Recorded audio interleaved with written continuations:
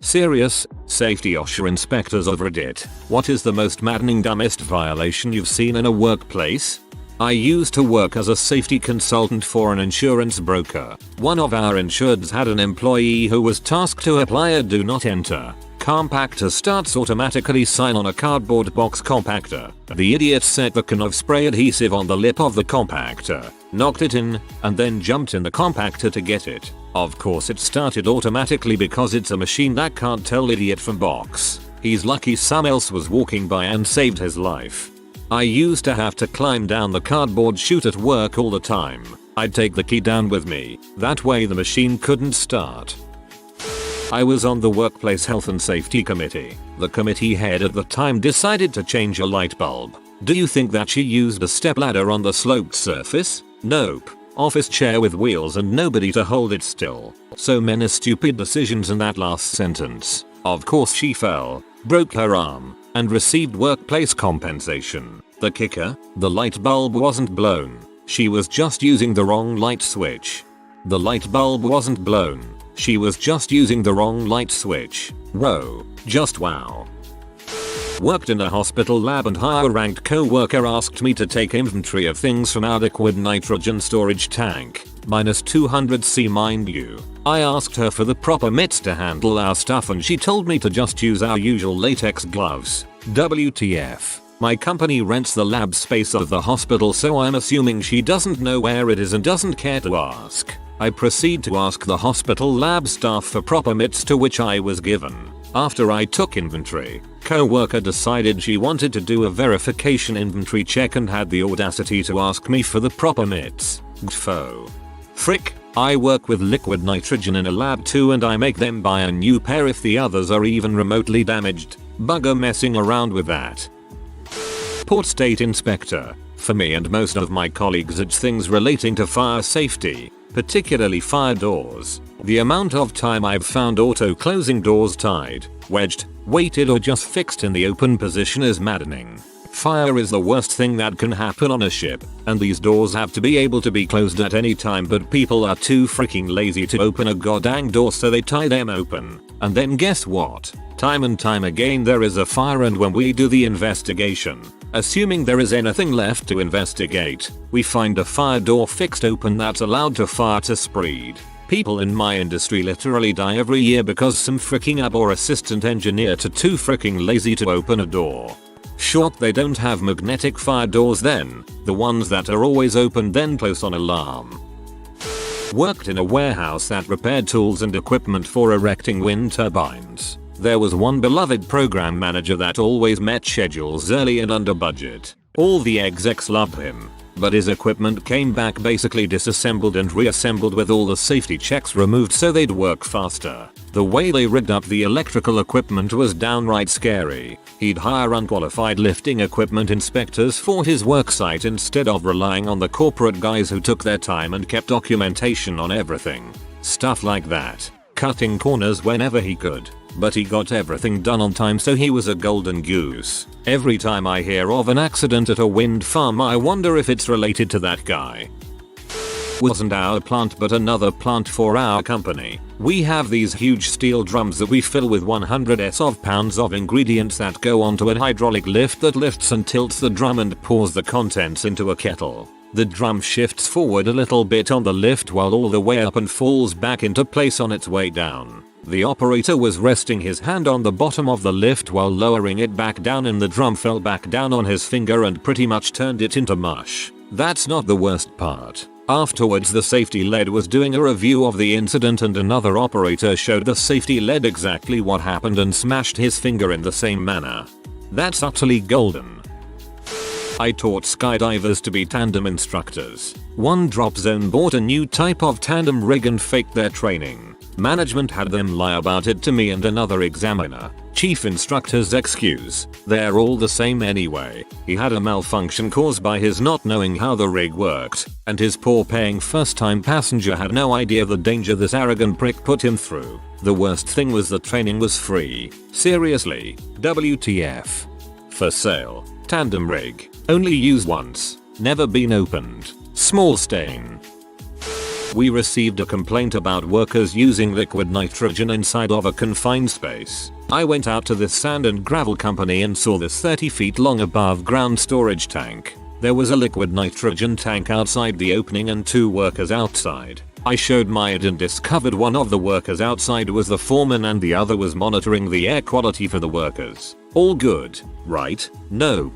The entrance was a small square opening at the end. There were about 4 workers inside the tank using liquid nitrogen to cool the tar in the tank so it could be chipped out. So, they were introducing a gas which could displace oxygen. The person doing air monitoring had a probe only a couple feet long, so it was only really checking the air quality of the fresh air mixed with tank air, not the air in the workers' breathing zone. The workers were about 15 feet into the tank. They had no confined space training, no confined space permit, no rescue plan. The foreman then copped an attitude and told me I was wasting their time. I red tagged the operation, normally reserved for only when voluntary immediate compliance seems unlikely, and told them it was illegal for them to continue work or enter the tank until they met the confined space rules. It was a pretty hefty fine. The company didn't appeal. I think the foreman got fired as management seemed unaware that the activity was taking place and was further upset at the foreman's reaction.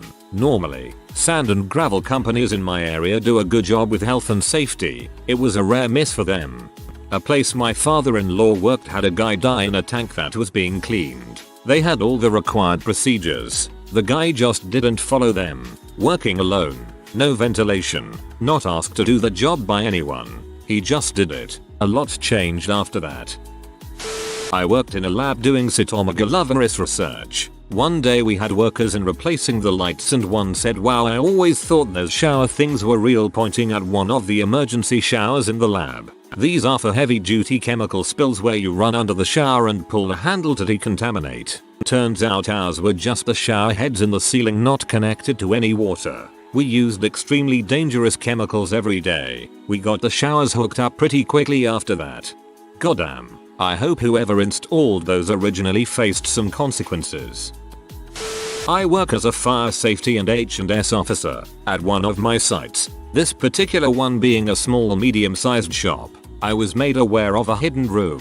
There's a narrow corridor to enter that they blocked off whenever they knew I was coming. No fire door so any fire spreads straight onto the main shopping area. The room contains a plethora of 400/415 volt panels and is absolutely rammed with wood, cardboard boxes, and what felt like every combustible material possible, roughly 30 years worth of crap. Essentially, the mother of all fire hazards with enough immediate fuel and oxygen to burn down the building and neighboring stores. The maddening part of it was essentially all the staff at the shop were aware of it but did nothing to fix the issue and even actively work to hide it. If you see a fire hazard, please fix it or report it. Also, the sole fire escape was jammed due to the door warping and would not open at all. Having not been checked in, I imagine, the roughly 2 months since I was last on site.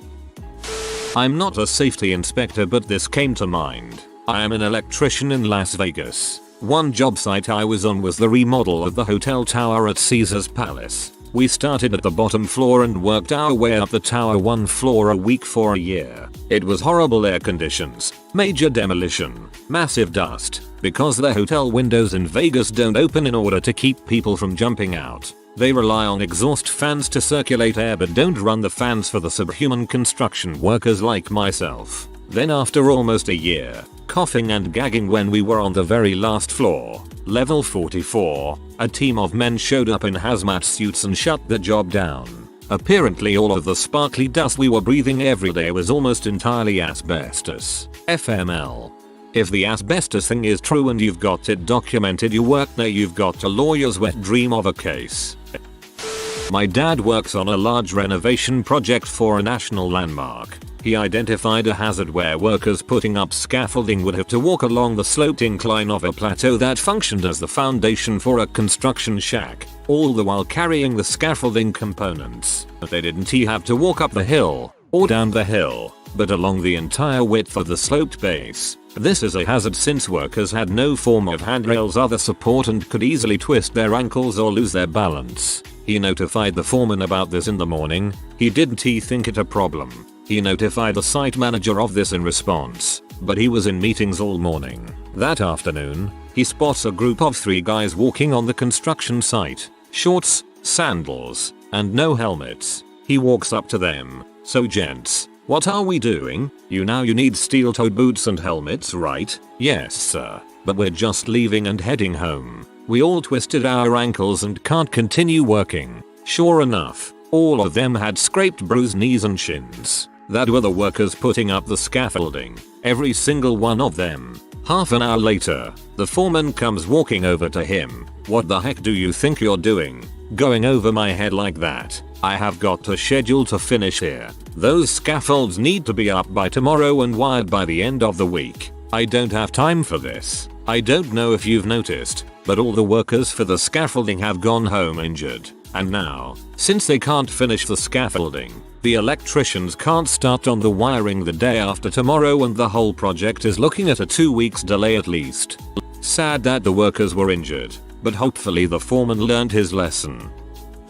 Former safety rep who specialized in industrial food manufacturing working for the largest food companies. "I am now in school for psychology, so I'm interning at a clinic. In my interview I said that was my previous career, so they asked me to do their EAP and exit maps. Yet they won't buy the fire extinguisher signs. The thing I repeatedly tell them to do is unlock one of the doors leading to our exit door. They have a storage file room with one of the emergency exits and you can't walk in the room even if the door is unlocked.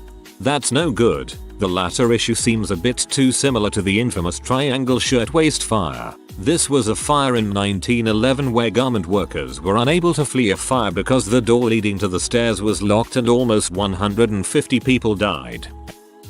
I've worked for a couple of engineering contractors in the past. My first firm was by far the worst for lack of work ethic and sheer incompetence. Our usher would have a field day with them. One time, our reciprocating saw broke. The foot that held the blade in place was busted. So rather than follow protocol and get another saw, my co-worker fastened the blade in place with a plastic wire tie and proceeded to use it. The same firm worked as contractors for the company my dad worked for, so he has the best worst stories about them. On one site, they'd found that sections of a pipeline had been sealed with asbestos gaskets. The boss of my firm, I'll call him Jim, was present on this site and had to call in a specialist to remove the asbestos. Jim would never wear safety gear like the other guys, claiming to be exempt, and so when the specialist turned up in full breathing gear and overalls and tried to do his job, Jim just stood leaning on the pipe in his normal clothes talking to him. My dad and the others are stood well away from the asbestos at this point, and he shouts out, "Jim, what? Are you immune? Immune to what? Freaking asbestos. I've breathed loads of it in the power stations. It's all political." My dad says that Jim has defied all facets of medical science by staying alive this long. Someone post a writing prompt about Jim being an immortal who just doesn't give enough of a crap to hide anymore. Safety inspector for an engineering service company. The amount of basic fuck-ups when any floor staff tried rigging equipment to be lifted is too dang high. These people have had the correct training but seem to think getting it done quicker is a lot better than getting it done safely. Oftentimes management supervisors will be encouraging that crap too. Got called to a factory where the workers had to cut metal on large conveyor belts. There were large boxes with built-in gloves that you stuck your hands in to operate the press. So, for safety, workers had on one set of gloves that everyone wore on the factory floor because sharp hot metal, and then stuck their hands in a second pair attached to the belt to reach the materials. One of the workers felt like this slowed him down, so he cut a hole in the safety box to be able to just reach in and adjust the metal to the press. Except, the press came down on his hand, leaving 4 of his fingers perfectly preserved inside the glove. They recovered his wedding ring, neatly dangling right above the cut-off finger bone. I didn't see it personally, but someone smoking and another person eating lunch inside of what was a high-risk containment during an asbestos abatement. In a high-risk you have to be naked under your bodysuits, shower when you leave, cannot bring anything in or out that hasn't been washed, and you have to wear a full face mask. It's supposed to be very sterile. These guys had their face masks off inside the containment eating and smoking. I knew a guy that worked in asbestos abatement, mainly large buildings. He said they took respirators off all the time as they were hot, and they would make snowballs out of the asbestos mush that wetting it down creates and throw them at each other. Asbestos fights. A powder-actuated hammer is a gun that fires nails into steel using gunpowder. I once had to prevent someone from looking down the barrel of one when it jammed. Tons of fun around demolition crews too, like preventing them from demoing the parts of the building holding up the area they are standing on, commonly mistaking the live wires for the clearly marked out disabled wires, or constantly starting fires. When you need to work out some stress, usually they don't mind lending you a sledgehammer to go work out your frustrations on. Anything to do with traffic around cities is a goddamn nightmare. Give sympathy to the flaggers, they deserve a lot.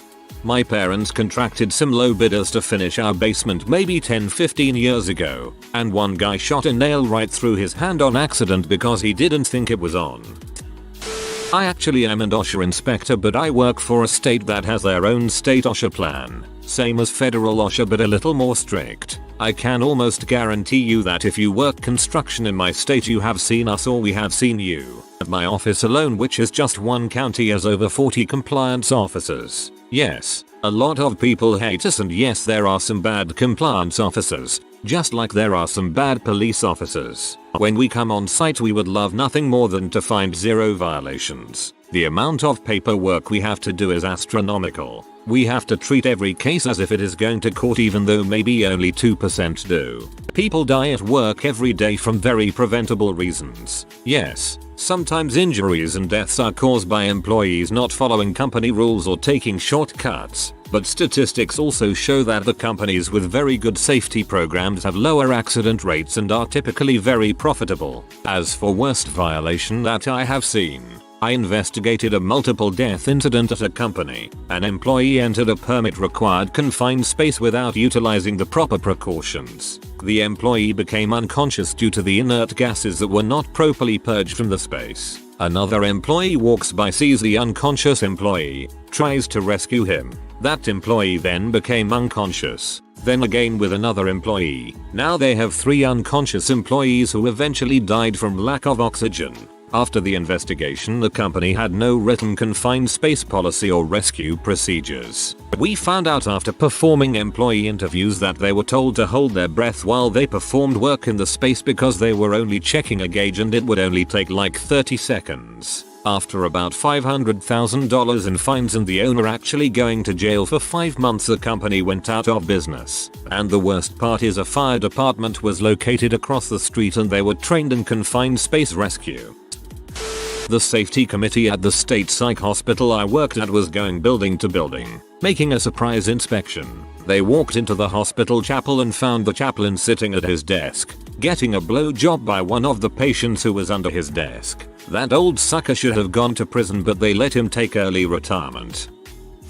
I do environmental compliance, specifically air pollution control. One day, we received a complaint from a former employee of a company about a whole laundry list of stuff his former employer was doing wrong. That's not super unusual. People get fired or quit on bad terms and call basically every agency they can think of for payback. Anyway, we responded. When we got there were a few things that weren't right, but the icing on the cake was that they had this pollution control device that was supposed to be collecting dust from one of their processes. One problem though, all of the dust was on the ground around it. We told them in no uncertain terms that it was unacceptable, and that they needed to clean it up immediately. We also told them we would be back to make sure they did. A couple weeks later, we scheduled a visit. I cannot stress enough that this time they knew we were coming. Guess what we saw on our return? Dust all over the ground. The kicker is, they had this broom and shovel out there the first time, and it was still there the second time, just leaning on the wall like 3 feet from where it was the first time. For those keeping track, that means they either A, never cleaned up the dust, or B, that they cleaned up the dust and subsequently spilled more, but either way someone had to go out there and move the shovel. So, despite us telling them that they could not do this, and that we were going to come back and make sure it was corrected, they went ahead and did actual nothing to improve the situation. I've got tons of stories like this one. People do some really dumb stuff, and then get mad when the notice of violation shows up in the mail. My dad went to his workers committee to ask them to mow the patch between the parking lot and the building because the grass had gotten so long that snakes were living in it. The committee decided it was too risky to have someone mow it because there were snakes in the grass and the person mowing might get injured.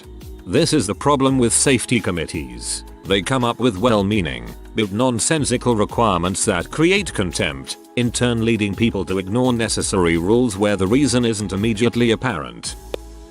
I have many years doing safety inspections. I have seen some fun things in my time. I have seen industrial fans cord spliced onto an extension cord with the bare wires exposed and charred and the employer saying it's fine because it still worked. An owner of a nursing home reach into a used and full sharps container to prove that needles were not being recapped. A guy outside of a window on a third story of a house on the edge of a board removing a window pane without any fall protection while his two buddies are inside on the other side of the board holding him up. There is level of trust that I do not have with most folks. Walking up to a house and the owners had made a makeshift driveway out of asbestos siding that they had removed from the building the previous day and seeing kids playing in the area. A compressed gas cylinder filling station would receive old cylinders and they would have to empty them prior to repairing or destroying them. The guy doing this would take them out back and, while holding his breath, would secure them and open up the valves to empty them and then go inside. This worked okay for a while until it didn't and he got dosed with a massive exposure to arsine gas. The company usually didn't deal with this gas but had received from one of their customers for disposal, which almost caused complete renal failure. These are just a few that I can recall that kinda stuck with me. There are lots and lots of run-of-the-mill safety issues that I see all the time, but the majority of the time it's ignorance of the law and not malice for most employers. And full sharps container to prove that needles were not being recapped. No. Not directly relevant, but I worked for a company where the risk management executive accidentally shot himself in the leg checking to see if the safety was on a pistol. It was not. I seen two Spanish lads grinding a 12-inch shitty moly pipe, only they had no clamp, so one held it at face level, and they had no glasses or face guards, so they were both desperately looking away to avoid sparks in the eyes. A safety squints. This will seem trivial and trifling but bear with me. I was the H&S manager for a metal bashing company. The shop floor had designated walkways where safety shoes didn't need to be worn, but if you went off those walkways, you needed to be wearing your safety shoes. I lost count of the number of times I would be on the factory floor and see people from the offices wander into a welder's bay or the manufacturing shop in non-safety shoes. The main culprits tended to be salespeople, but I more than once witnessed the managing director do it. The problem is, as any H&S OSHA professional reading this will tell you, what appear to be trivial safety rules are there for a reason. If you get one part of the company going, yeah, but those rules don't apply to me, especially if those people are top management, it becomes hard to set a culture for the company. Fire inspector here. Finding a guy using a propane grill inside a building. He was initially pissed off when I told him he couldn't do that, until I showed him the stratified smoke that was about a foot off the ceiling. I had an employee using a hydraulic shear, 10 tons of cutting force, to downsize very hard metals. He got to a piece that was larger than the guard would allow, so, of course, he removed it. He went back to sizing the metal of normal thickness. The position of the machine was an L, so his left hand would move the material then actuate the machine with his right. The machine had a dead man switch, so if the handle was released the hold and the shear would pop back up. Long story short, he cut his thumb off with 10 tons of force. This is coming from my stepbrother. He managed a warehouse that had industrial sized rolls of aluminum and other metals. These rolls weighed multiple tons each. They would use an automated crane. They would program each space available, and the crane would place the rolls where they were delegated. My brother tells me about an employee that knew how to work the system with FMLA. This guy was lazy as heck, and knew how to get away with it. It turns out he programmed a slot on the top of a stack to be a dead zone. No rolls would go to that one spot. He set up a makeshift bed and would crawl up and take naps. He kept this secret, obviously. If someone had seen this spot was unused and reprogrammed it, the automated crane would have placed a 4-ton roll on top of him while he slept. Some people are wild. Doctors and nurses of Reddit. What was the craziest example of someone stupidly making their condition worse? Had a patient come in and had accidentally stuck a chainsaw in his leg the day before. He managed to cut the fibula I think and partially cut the tibia. He put some diesel on it and wrapped it in duct tape and kept working. The next day he steps off something and it snaps the rest of the way through. Came in the front door with his leg flopping bending where it shouldn't be. And to top it off he rated his pain at 6/10.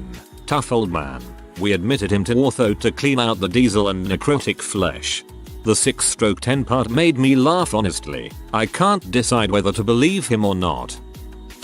Surgical nurse here. Had a patient return to the OR who had some hardware, plates and screws, put in their elbow for a fracture. The hardware was causing them discomfort, so instead of talking to her surgeon they decided to try and remove one of the screws with a knife and screwdriver. I got the case for the wound cleanup and replacement of said exposed screw. One of the strangest ones I've had yet.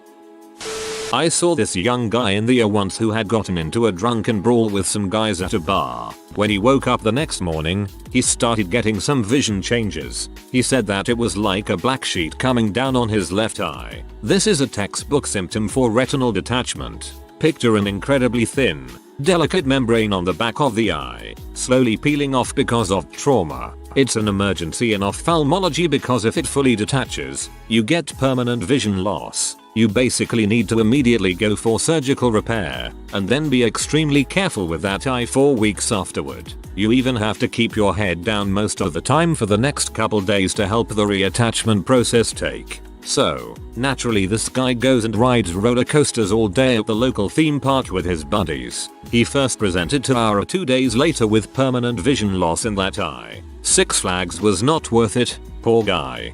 They should stamp no carnival rides in indelible ink on such a patient's forehead. It should last as long as need be. Male patient was in for dehydration and other very routine issues. He had an indwelling catheter placed. Now an odd thing about some men is that they cannot wrap their minds around not standing up to pee. So even though he couldn't feel any urge to urinate he stood up to pee, felt the catheter, forgot why it was there, and promptly ripped it out. Now he's incontinent. Another patient was in recovering from surgery. I think it was knee ankle, something that required she use a walker while recovering. She decided not to do that and test her leg. She fell onto the tile floor and broke her hip. My wife, nurse, has seen on more than one occasion a person on oxygen for emphysema blow themselves up with a cigarette. She said, sometimes it's funny, like Wile E. Coyote funny, and they're not injured. But sometimes the injuries are quite severe. My 84-year-old grandma did this last fall. I thank God and every other power that she was mostly fine. First degree and mild second degree burns, especially in and around her nostrils, and some bad memories to have nightmares about, complete with a big black burn on the hardwood floor to remind her. Had a patient with stage 0 breast cancer, decided not to get the lump taken out and instead pursue traditional Chinese medicine. Came back a couple years later with metastatic breast cancer everywhere. Another patient treated her breast cancer with coffee enemas. Spoiler alert, it didn't work. A woman who I was taking care of in labor was having heartburn, and she was sucking on a quickies to get rid of it. However, she was also sucking on the gas and air at the same time for pain relief. And she sucked so hard that she choked on the cookies and we had to call a code blue because she couldn't cough it back up. We eventually sorted her out and she was okay and went back to laboring. She did literally exactly the same thing 10 minutes later. Had to call a code again. This was one of the times I really wanted to be able to tell a person that they couldn't take their baby home because they were too stupid to be allowed to have children.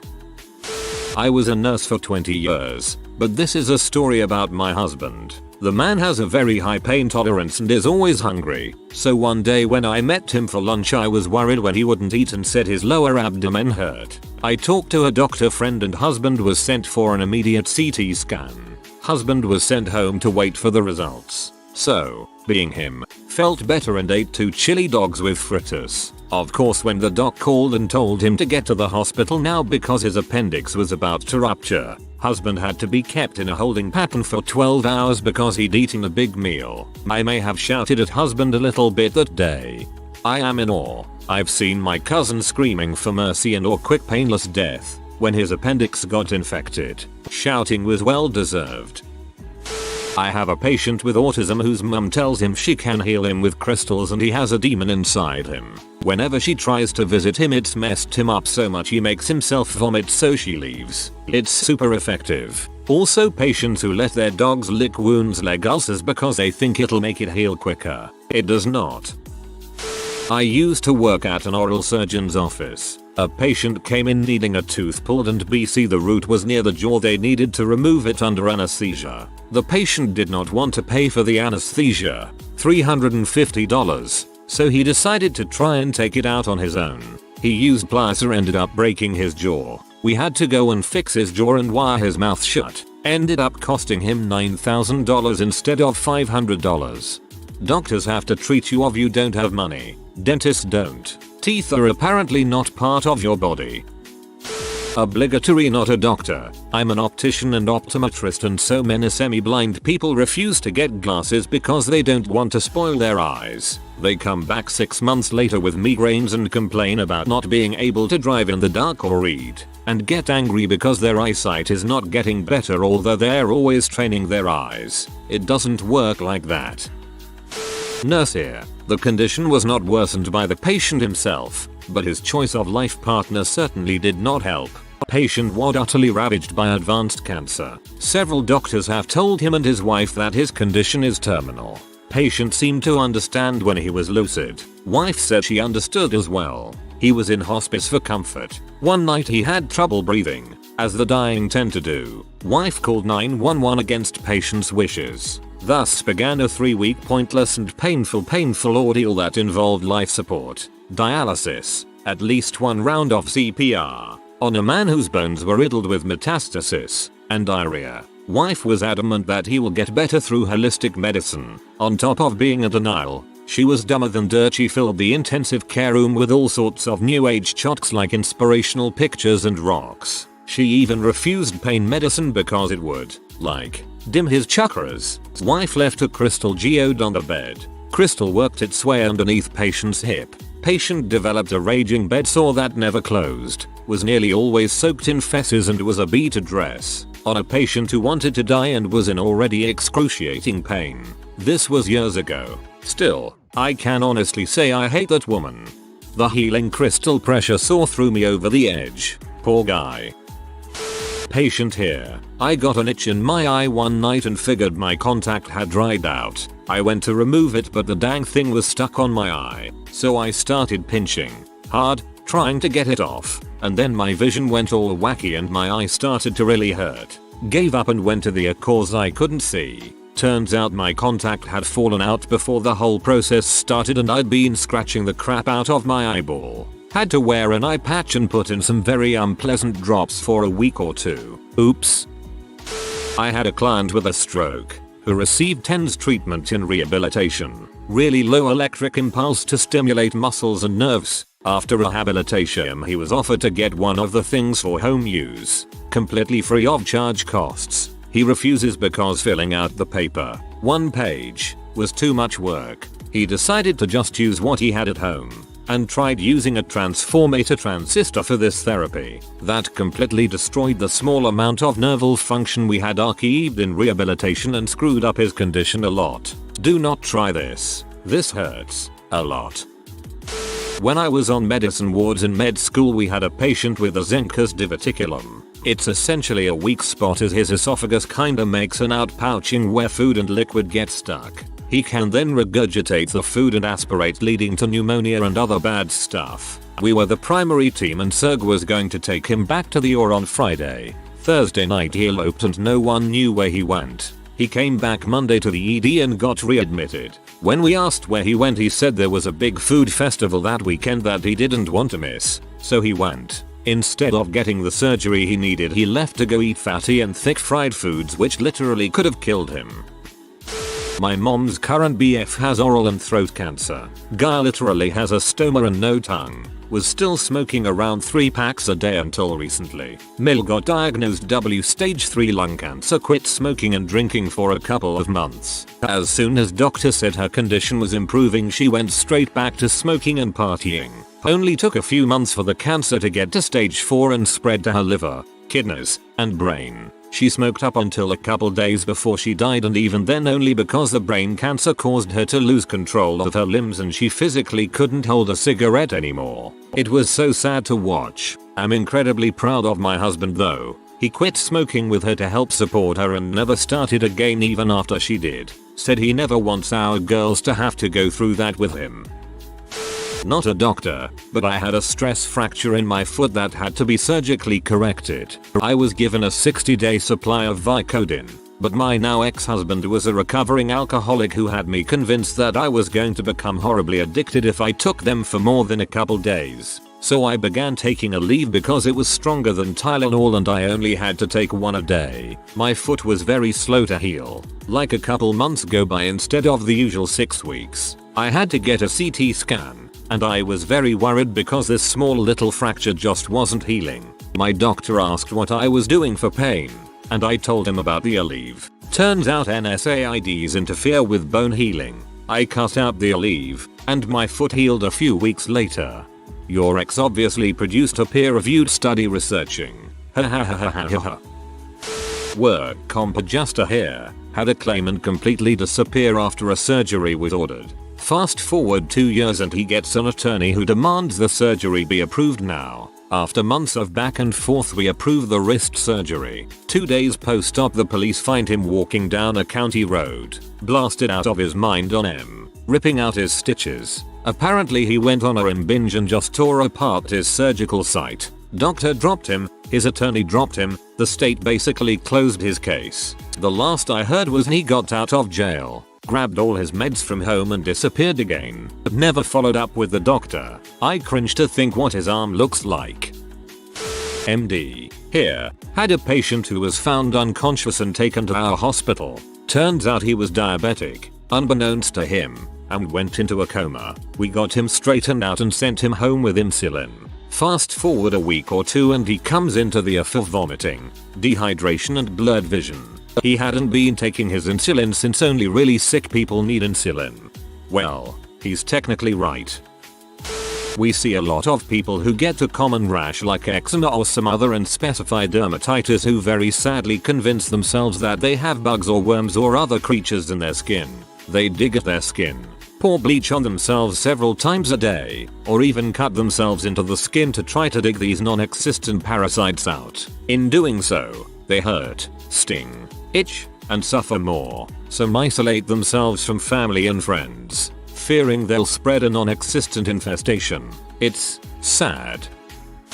Not a doctor, but my sister and I go Christmas shopping. She's newly pregnant. I can tell she's in pain and it's getting worse. She claims it's just gas. She thinks all stomach pain is gas. I offer to take both carts to check out while she sits for a bit. At this point she's vomiting. I'm pretty worried and tell her I think we need to go to the hospital. She insisted it was gas and she had a doctor's appointment the next day, so she'd mention it. Next day, she has ultrasound before OB appointment. 5 minutes and she calls me and says she doesn't know what's happening, but they told her to get dressed and not to move. She hears them call an ambulance. Ruptured ectopic pregnancy with internal bleeding. She's fine though. Ended up pregnant again 2 months later with my nephew. But she still doesn't learn. After weeks of her sick and looking like death, I convinced her to go to her doctor last week. She has pneumonia. She was probably in denial about losing her baby. Glad she got pregnant again, but I'm sure she still feels that loss. But also she does just sound kind of stupid about her own health. You don't just miss pneumonia. Homeless man came in the ER with a small cut on his scalp. Doc stitched it up, but he went back to sleeping in the gutter. Never came back for his checkup a week later. 6 months later he showed up with an entire colony of maggots living under his scalp. No.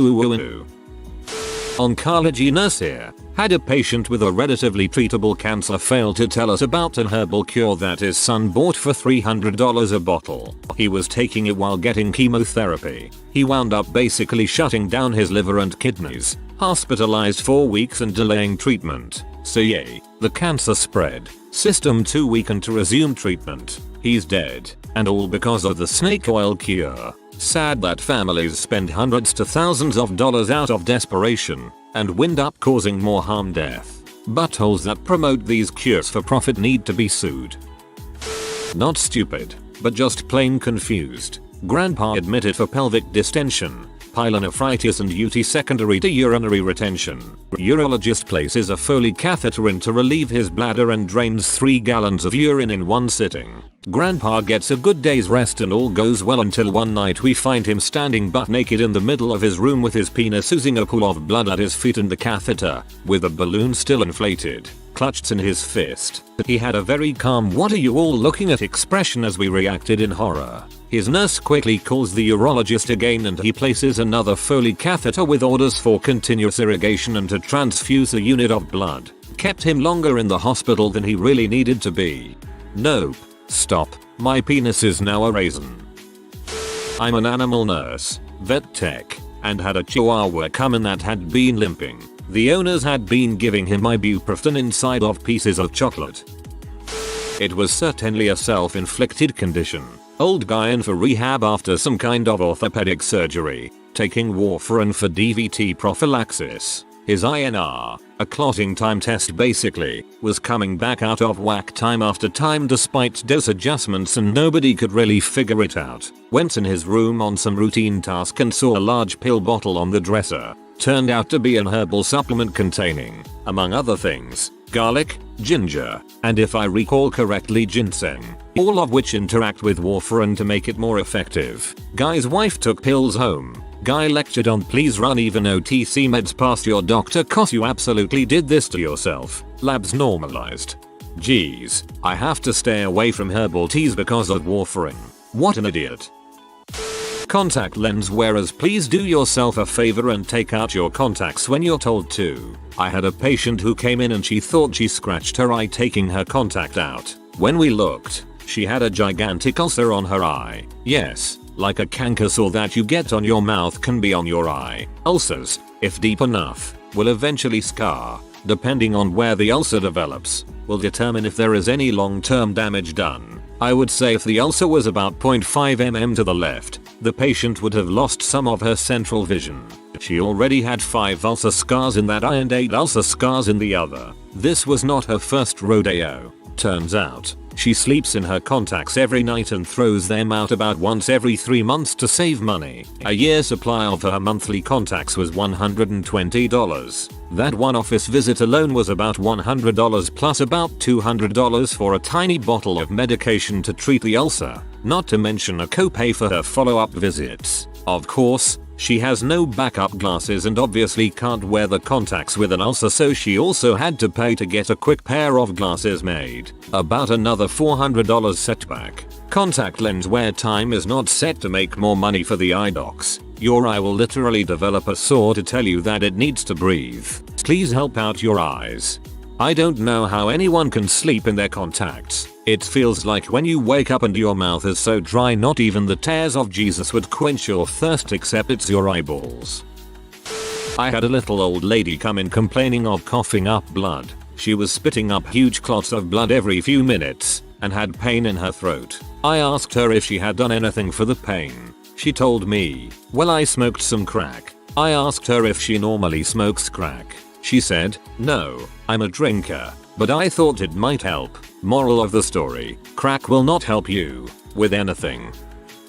IQ nurse took care of an 18-year-old who got into a fight with his mom about not letting him borrow the car that night. He got so mad he rammed his head into a wall, giving himself a brain bleed. He woke up out of surgery and his mom had to prompt him to acknowledge the neurosurgeon who saved his life. All he said was appreciate it. I caught him taking pictures throwing up gang signs in his craniotomy cap. Just so dumb. Not a doctor or nurse, but my sister was diagnosed with acute hemorrhagic pancreatitis when she was 16. Causes crappy genes. She cannot eat anything with fats. When she was discharged after an almost 1-year stay in the hospital, she sneakily ate a small chunk of fried pork. Goddamn, we were immediately thrown back to square one. Thankful that miracles happen twice.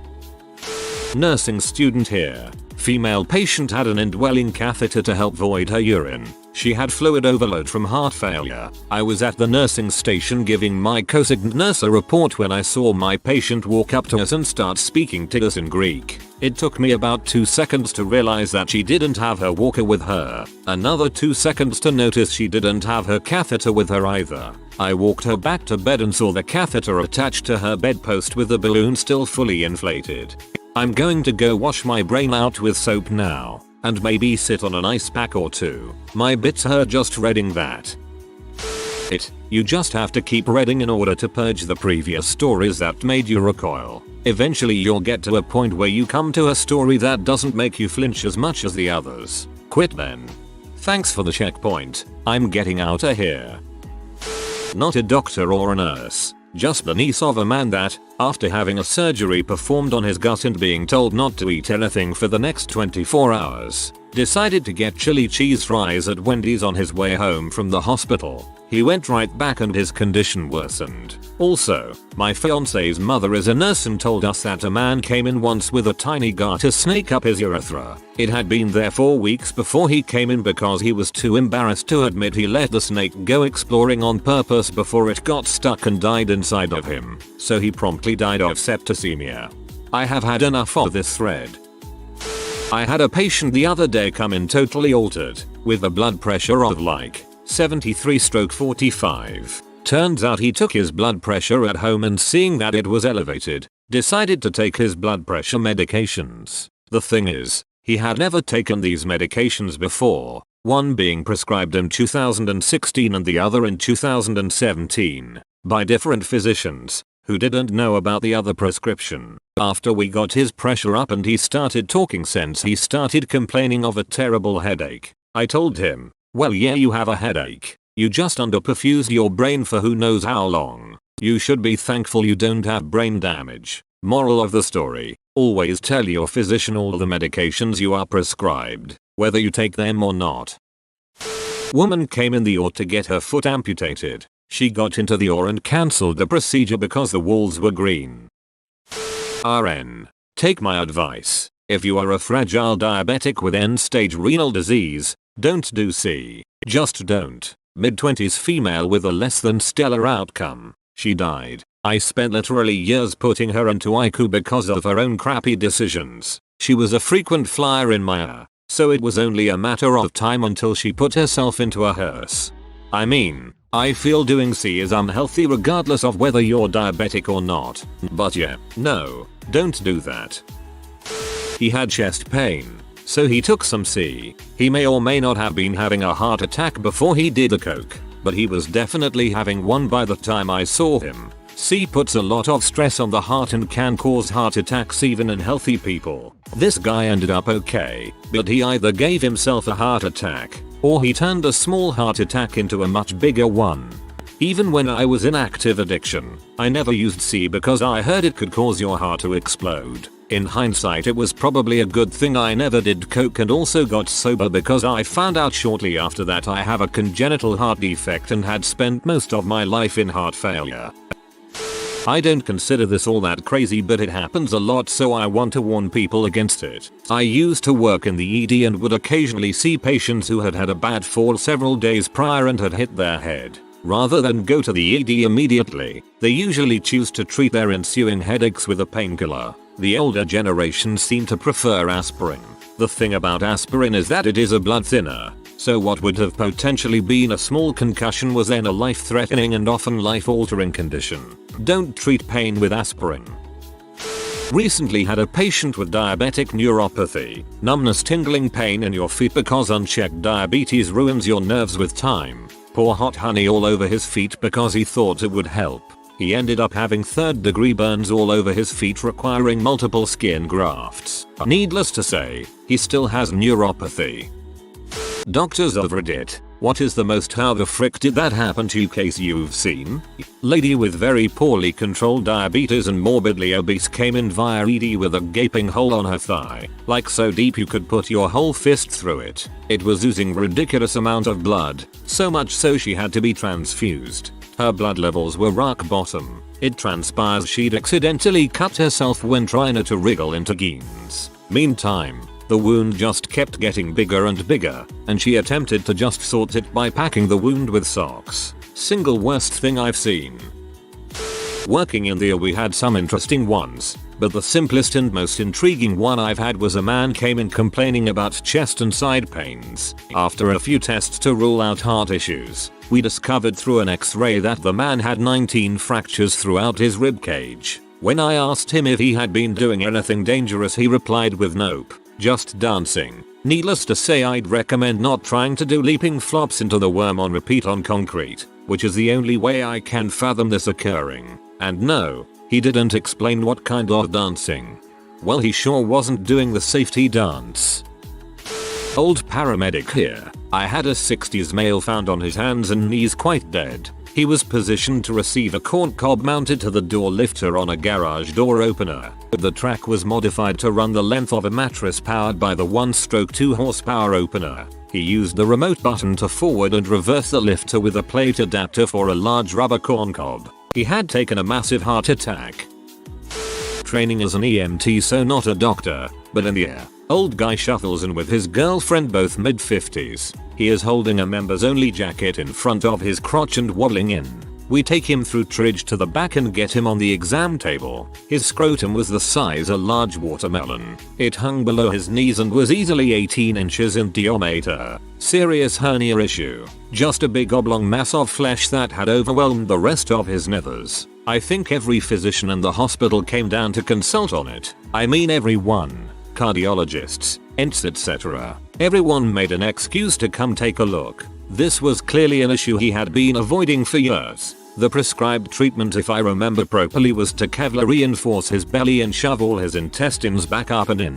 They were going to transport him to a nearby hospital for the treatment, but because it was across state lines he refused to go. So he slid off the table, pulled his jeans up around his crotch, grabbed his jacket and his girlfriend and shuffled off to the bus stop. It's an image you never forgot. Closest thing I can relate it to is when Hugh Jackman is trying to carry the fishbowl between his legs in The Prestige. The human capacity to deny the undeniable is amazing. As a radiologist, I've seen an 80-pound ovarian tumor, a hand-sized facial malignancy neglected until it eroded an underlying artery, numerous neglected breast cancers, eroding through the skin. People will refuse to see what they really don't want to see. Doctor friend told me of a man with a flower stalk stuck up his dong. He was trying to give his GF a birthday surprise. Unfortunately, flower stalks have little angled hairs on them which make them easy to push in but impossible to take out. Saw a guy who had a pretty blunt machete lodged perfectly across the middle of his skull, but the angle was unusual and it was like perfectly along, so that caught my attention.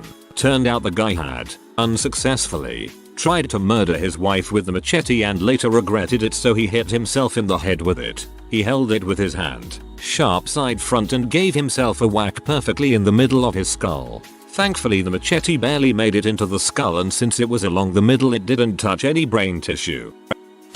Work in a burn center. For 3 months in a row we had 3 different people come in because they tried to commit suicide by setting themselves on fire with gasoline. I cannot imagine what brings someone to that point to think that's a good way to go out. Those burning monks protesting the war in Vietnam come to mind. Not a freaking peep. While they sat there cross-legged. I don't know that I understand human. I have an amazing how the frick did that happen to you story. End of nursing school, did the rotation internship in the large urban hospital. Get a call that the hello is bringing in a 17-year-old with a severe spinal injury. Call in the specialty surgeons and they get to work on this kid. He has C3 through C5 fractures from a diving injury. Docs work on him 4 hours with very little hope that he will regain anything below the neck. Once the surgery is over we are all exhausted, but the surgeon wants to see what will happen if we wake him up.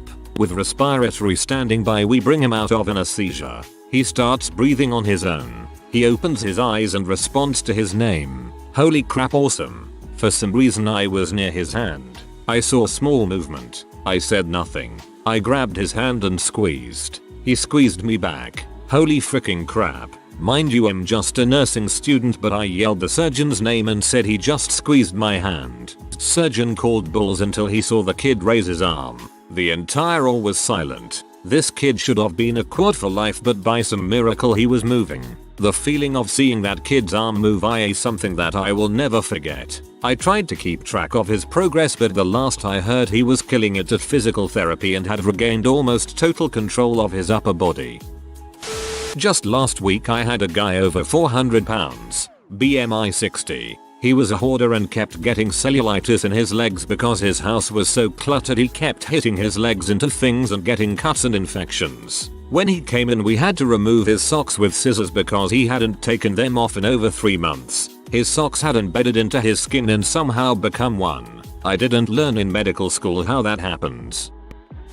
I once had a patient that got pregnant despite never having fricked. She had severe vaginismus and was not able to ever have anything go into her fanny, but her significant other ejaculated onto her and apparently one little swimmer found an egg. Had a lady come to the morgue in pieces for several days. She had fallen off a catwalk thing into an industrial fan that had no guards due to a cleaning being performed on that area in a factory. They were having trouble finding all of her. It wasn't explained to me until 3 days after the first piece showed up, so I thought there was a serial killer out there for a bit. I didn't see morgue the first time I read that and was very confused.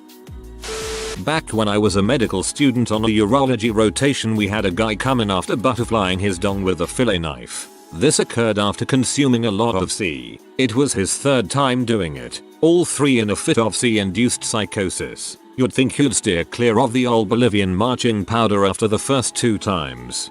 Butterflying his dong with a fillet knife. I don't know what that means, but holy crap do I not want to know. Nurse here. Had a patient come in due to pain in her chest 4 months after having a mastectomy. When we changed her dressings, the site was so infected that I could see her lung inflating when she took a breath. She died a week later. Still don't know why she didn't come in earlier. Bro, I can't even begin to imagine how painful that had to be. Heartbreaking that she died. Had a lady in the ER who had a celeb in her rectum. She was extremely embarrassed but came to the department for removal. We took an x-ray. She had pooped it out and didn't even feel it come out. Got a bill and mortified. Only put toys with a flared end up the shit-chewed cavity. To prevent this exact situation. A PA I work with saw this patient with an external fixator. Normally these are odds and screws outside the body holding a fracture stable until swelling or what have you goes down so they can operate and internally fix the fracture. They're normally on for a few days. Cut to this guy's office where a patient walks in one day with an X-fix on his leg that has been there for 3 freaking years. The guy lived a normal life and just thought it was the way they fixed legs. How he never got an infection I'll never understand. I've heard surgeons refer to the trauma unit as relentlessly working directly against natural selection. Use your imagination. They've seen a lot of Darwin Award candidates. Not a doctor. Post-surgical nurse. Had a guy with necrotizing fasciitis, flesh-eating bacteria, on his scrotum. Had a wound vac that kept leaking. I had to change it. Was not pretty. By the end of it we were both traumatized. I'll never forget the agony that poor guy had to go through. But, on a good note, he healed up eventually. This is often called Fernie's gangrene, and as you may imagine, it's pretty bad. Work in the ED as a medical student. Had a guy the other day who let a leg infection get worse for years, and when he finally came in his infected leg was at least 4 times the size of the other one and was draining copious amounts of foul smelling pus. If the infection had been seen earlier, he would have just needed antibiotics. Because he waited so long, he's going to lose the leg, if not his life. Not me, but a nurse friend. Guy comes in complaining of pain sitting down, pain in his rectal area. She goes to take a look and this man's anus is so infected it was almost gangrenous. The infection wasn't just around the anus, it had traveled inches deep into his body, literally using pus. One nurse had to excuse herself and almost passed out due to the smell. I was told, but no idea what caused it or whatever happened to the poor guy. probably injecting drugs Swamp of Dagobah style. 70-year-old guy came into the VA clinic for a bad cough and admitted due to temp of 104F. He was mine and I found lumps on his neck on exam. He had tuberculosis, scrofula. So, why does he have TB in the US? We do HIV test and he's been with some prostitutes. He also developed some other complications and was finally discharged after 4 weeks. Poor guy got a cough from fricking. My cousin is a paramedic in a large city and had these stories. 1. Victim is a powerlifter with a home gym. Tries to squat too much weight, and on the upward push herniates his sphincter. When he got there the man had 6-8 inches of his small intestine coming out of his butt. Apparently the medical street slang for this is red socking yourself. 2. Victim is a man with a flashing fetish. Late in the night, he walks to a 7-Eleven, waits until the female cashier turns her back, and then opens his jacket so his erect member is lying on the glass countertop by the register. In a panic, the cashier grabs the first thing she could find, a can of tomato soup, and in an adrenaline rage brings the can down on his erect dong. He said this apparently almost entirely severs the man's dong, which fully erect is moving a lot of blood through it. He said the man nearly bled to death and the 7-Eleven looked like a murder scene when they arrived. 3. Victim is a morbidly obese man, completely naked, masturbating with a can of soup lubed with honey he is shoving up his butt. In the process, he stimulates his prostate nerve too much, has a heart attack, and dies. That's what he responded to, a naked, sweaty, morbidly obese corpse with a honey lubed can of soup halfway up his butt. He mentions they had to make efforts to keep the victim's small dog out of the room, as the dog was quite drawn to the honey. Please don't think about doing M's unless you're willing to see some truly horrifying crap. Not a doctor but former psychiatric nurse. I have seen all manner of weird and wonderful things, yet the most perplexing was a young girl we nursed in PICU with history of pica. When we took her for x-rays, due to her complaining her stomach was hurting, we found a belt buckle, a full-size spoon and butter knife as well as an assortment of batteries. As far as I recall, as it was some time ago now, they had to operate immediately to remove, and again if I recall correctly it was the batteries they were most concerned about, as if one exploded started leaking it would have caused irreparable damage. I have never seen a set of x-rays like it, and seeing was believing. Incredible how the heck she managed to get them in there, but never underestimate the willpower of psychosis. Disclaimer, I'm not a doctor, I'm a paramedic. My first week on my internship, we responded to a fairly rural gas station for a male patient complaining of an altered level of consciousness. When we arrived on scene, the patient was sitting in a chair in the dining area of the gas station. I introduced myself to the patient and was crouched on the floor in front of him trying to get him to answer my questions, but he wasn't really giving me much. I looked down and noticed a small white worm making its way across the floor. I thought, well, crap. Sir, I said, I'm going to remove your shoe, and I did. As I did so, a cascade of maggots tumbled onto the floor. The entire sole of his foot was being eaten away by maggots. The patient was completely unable to tell me about his medical history or how his foot had come to be a buffet for corpse fauna. I double bagged his shoe, along with several dozen maggots, because I didn't know what else to do with it. His blood sugar was fine and he didn't appear to have a history of diabetes, and he had full sensation in the parts of his feet that weren't being chewed on. I still wonder about that guy. The only thing the patient was able to tell me was that he lived 2 states away and thought he was still in that state. The most alarming thing to me about the whole situation was that he had gotten in his truck and driven 2 states over with no memory of doing so. More of a how did you let this get this bad and not come in sooner? Patient came in Friday at 12:30. It's always Friday afternoon when they come in. Because why wouldn't you come in during the week before the busy Friday rush? Because suddenly you realize you don't want to go the weekend with something happening. So he comes into my clinic saying his eye's hurting. It's been hurting for a few months. Feels like pressure on the right side behind his eye, and he's had a headache on that side that has been worsening. His vision is also worse than it used to be and things seem dimmer. My staff member remembered what happened a few months ago with a similar situation. Turned out to be angle closure glaucoma that needed surgery like 2 weeks ago. So she comes to me and asks me if I can see this guy because he's in pain and scared and doesn't want to wait the entire weekend to be seen somewhere else on Monday. Okay, sure. I take him back and we go through everything. Vision is reduced. He's seeing distortions in letters, but everything looks fine from the outside. I dilate his eyes and take a look in his right eye. Right smack in the middle of his central vision is a huge elevated white lesion. We take some pictures and scans. I had to sit down with him and have a hard talk. Why did you wait so long? This has been going on for 3-4 months now. He's got history with colon cancer from a few years ago. I had to tell him it's very likely a choroidal melanoma. I sent him off to a specialist. I don't know if he'll lose his eye yet. I suspect he will. If he's lucky, he'll live and just have to deal with having only one eye. If he's extremely blessed and lucky, it will be treatable and he won't lose the eye. Good story, but ugh, I have such sensitive eyes. Reading that has my eyes watering at the thought of it. My mother is an emergency nurse, and a while back a 90-year-old woman came into the department complaining of pain in her leg below the knee. After an examination, my mother suggested an x-ray. X-ray comes back and it turns out the leg had been broken several months prior, snapped clean across both the tibia and fibula, and she had somehow ignored what must have been excruciating pain and continued about her life, and then the bones had healed but not straight. The top of the bones were to the left and about 2 inches below where they were supposed to be, and they had fused to the lower parts at the side like that. In the end, there is nothing that could realistically be done, as to sort the leg out would require a breaking it. Dang. I didn't know human bodies could do that. I'm not a doc but a medical technician.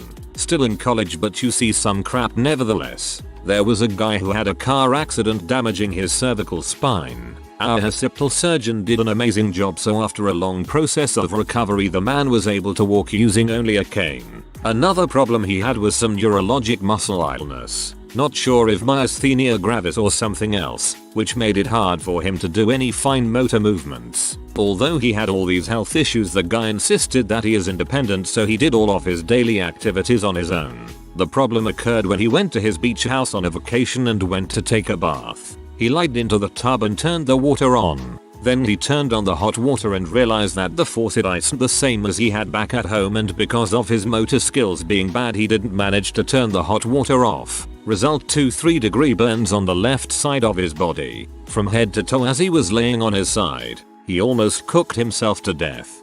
I don't even get in the tub in my own house without testing the water first. It's just not comfortable, even because you're sort of wet and cold. My doctor was very confused how 9-year-old me managed to completely rip my big toe's nail out at 3 AM. I tripped running down the hallway on the way back from the toilet, cause you know monsters, and slid along my carpeted hallway. The friction between my toe and the carpet ripped it out. OMG. I think I just shaved 3 years off my life by reading this. A very tame example, but here's one. Mum, an ex-nurse, told me one day a patient came in who had basically no social interaction whatsoever, so he looked like a complete mess, with hair nearly down to his hips. As the nurses cleaned him up, they noticed his hair was quite thick around his head, and they couldn't cut through it. It turned out the guy had been wearing a beanie for the last 10 years and his hair had just grown through it and over it. Wow, I wish there were pictures on this one. Nurse here. A girl came into the OR with a retained bottle cap over her cervix. That had been there 2 years. 2 years.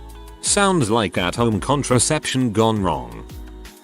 I'm an OPA. Patient tried to kill themselves by slitting left wrist. Patient was unsuccessful, as they missed the deep anatomy and arteries, but certainly cut bad enough to cause a heck of an infection. Fast forward a few months without seeking medical treatment and the necrosis had eaten up the vast majority of the forearm, exposing a large amount of bone and tendon. When I asked if it hurt, patient used an index finger, jabbed the exposed distal radius and said, "Right here, shudder." There was a patient in the hospital where I work, and one of his legs had gotten so infected it split open and maggots were living inside of the open wound, and he called them his pets. That sounds like a good reason to request a psych eval. Doctor, multiple incredibly advanced cancers, mostly breast, head and neck, cervix, and anal. 1 or 2 vulva cancers that was particularly bad as well. Worst non-cancer case was during intern year. Morbidly obese man comes through ED. so large he had to have 2 bariatric beds pushed together. He wasn't to be my patient, but he had a lot of anxiety and embarrassment with female doctors. For some reason we just had a connection. I really felt like he just needed to talk. Talked about his situation, home life, all of it. He had this calm and peace about him despite his health. He passed away 2 days later. At first it was hard to comprehend how life would come to that, yet in the end I understood. I'm sorry man, I wish things had been better. Frick, I'm glad I'm getting help. I just hit 500 this year and I refuse to go any freaking higher. I'm not dying in a hospital bed at £600. See?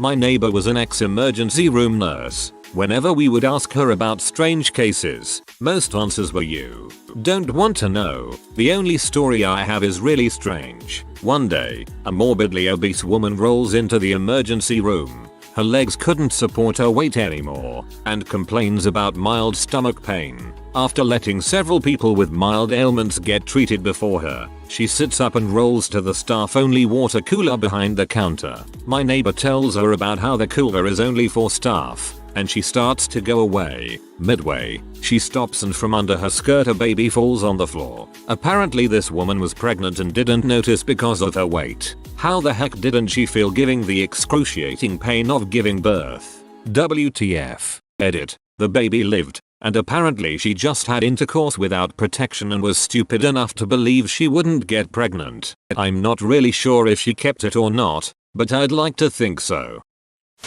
Doctors were surprised when little third grader me was brought in with a lacerated spleen and lungs gradually filling with fluid. I tripped and fell off of an 8-foot bridge into a creek on my dad's property, and a rather large rock caught my fall, hitting my ribcage just right. My dad thought I was just being a pea and told me to sleep it off, but 8 hours later my mom found out. They were divorced and rushed me to the hospital. Thankfully, spleens are very good at regenerating and I made a full recovery with some physical therapy. So, my top moment of how the frick did that happen was I was on my internal medicine ward's rotation. I had this guy in his late 60s come in. They told me it was an admission, but they were stupid vague. So, whatever. I go in and I notice on his left hand was this golf ball sized blood clot with a bruise that extended to his elbow. Now, I want to make sure this image is clear. There was a black purple golf ball sized oozing ball on the back of his hand. Still with me? I, like with all patients, ask what brought him to the hospital. Well, you see, I went to my psychiatrist, cause I've been having problems sleeping. I wanted a sleeping pill, you see, and I immediately stop him right there and clarify, so you are here for a sleeping pill? He says yes, so I'm my psychiatrist didn't want to. I stop him.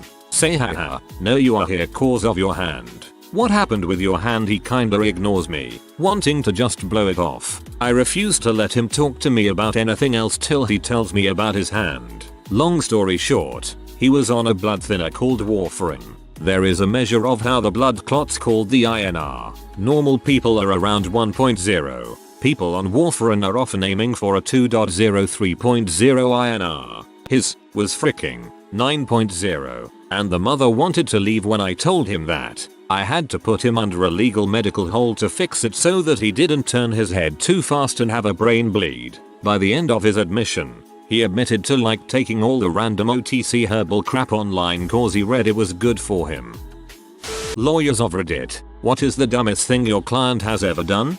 Defendant is at a preliminary hearing for a domestic battery charge. Alleged victim, his wife, girlfriend, whatever, failed to show up, so the prosecution dropped the case. The judge told the defendant it was his lucky day and asked if the defendant had anything to say about that. Defendant starts to explain his point of view on what happened and just about talked himself right back into that domestic battery charge. Indeed, if the judge hadn't been in such a good mood, he might have. Rule of thumb, if your charges get dismissed, STFU and GTFO.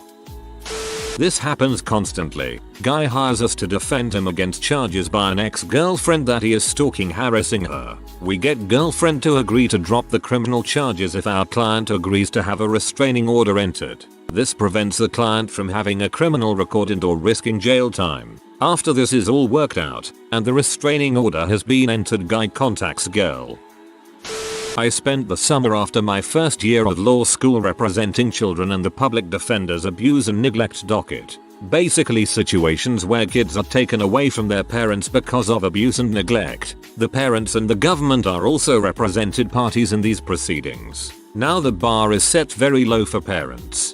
Basically they have to have adequate food, shelter, and supervision with no abuse. When kids are taken away, the moms, almost all parents in the system are young, single, and poor mothers, are told they can get the kids back by holding down a basic job, getting an apartment, testing clean for drugs, and breaking up with whatever abusive douchebag they are seeing. The number of mothers who couldn't satisfy these requirements were astounding. Failed drug tests, bad relationships, quitting jobs arbitrarily. I saw it all, and my heart goes out to all the children who drew those straws in life and ended up in foster care institutions and felt unloved.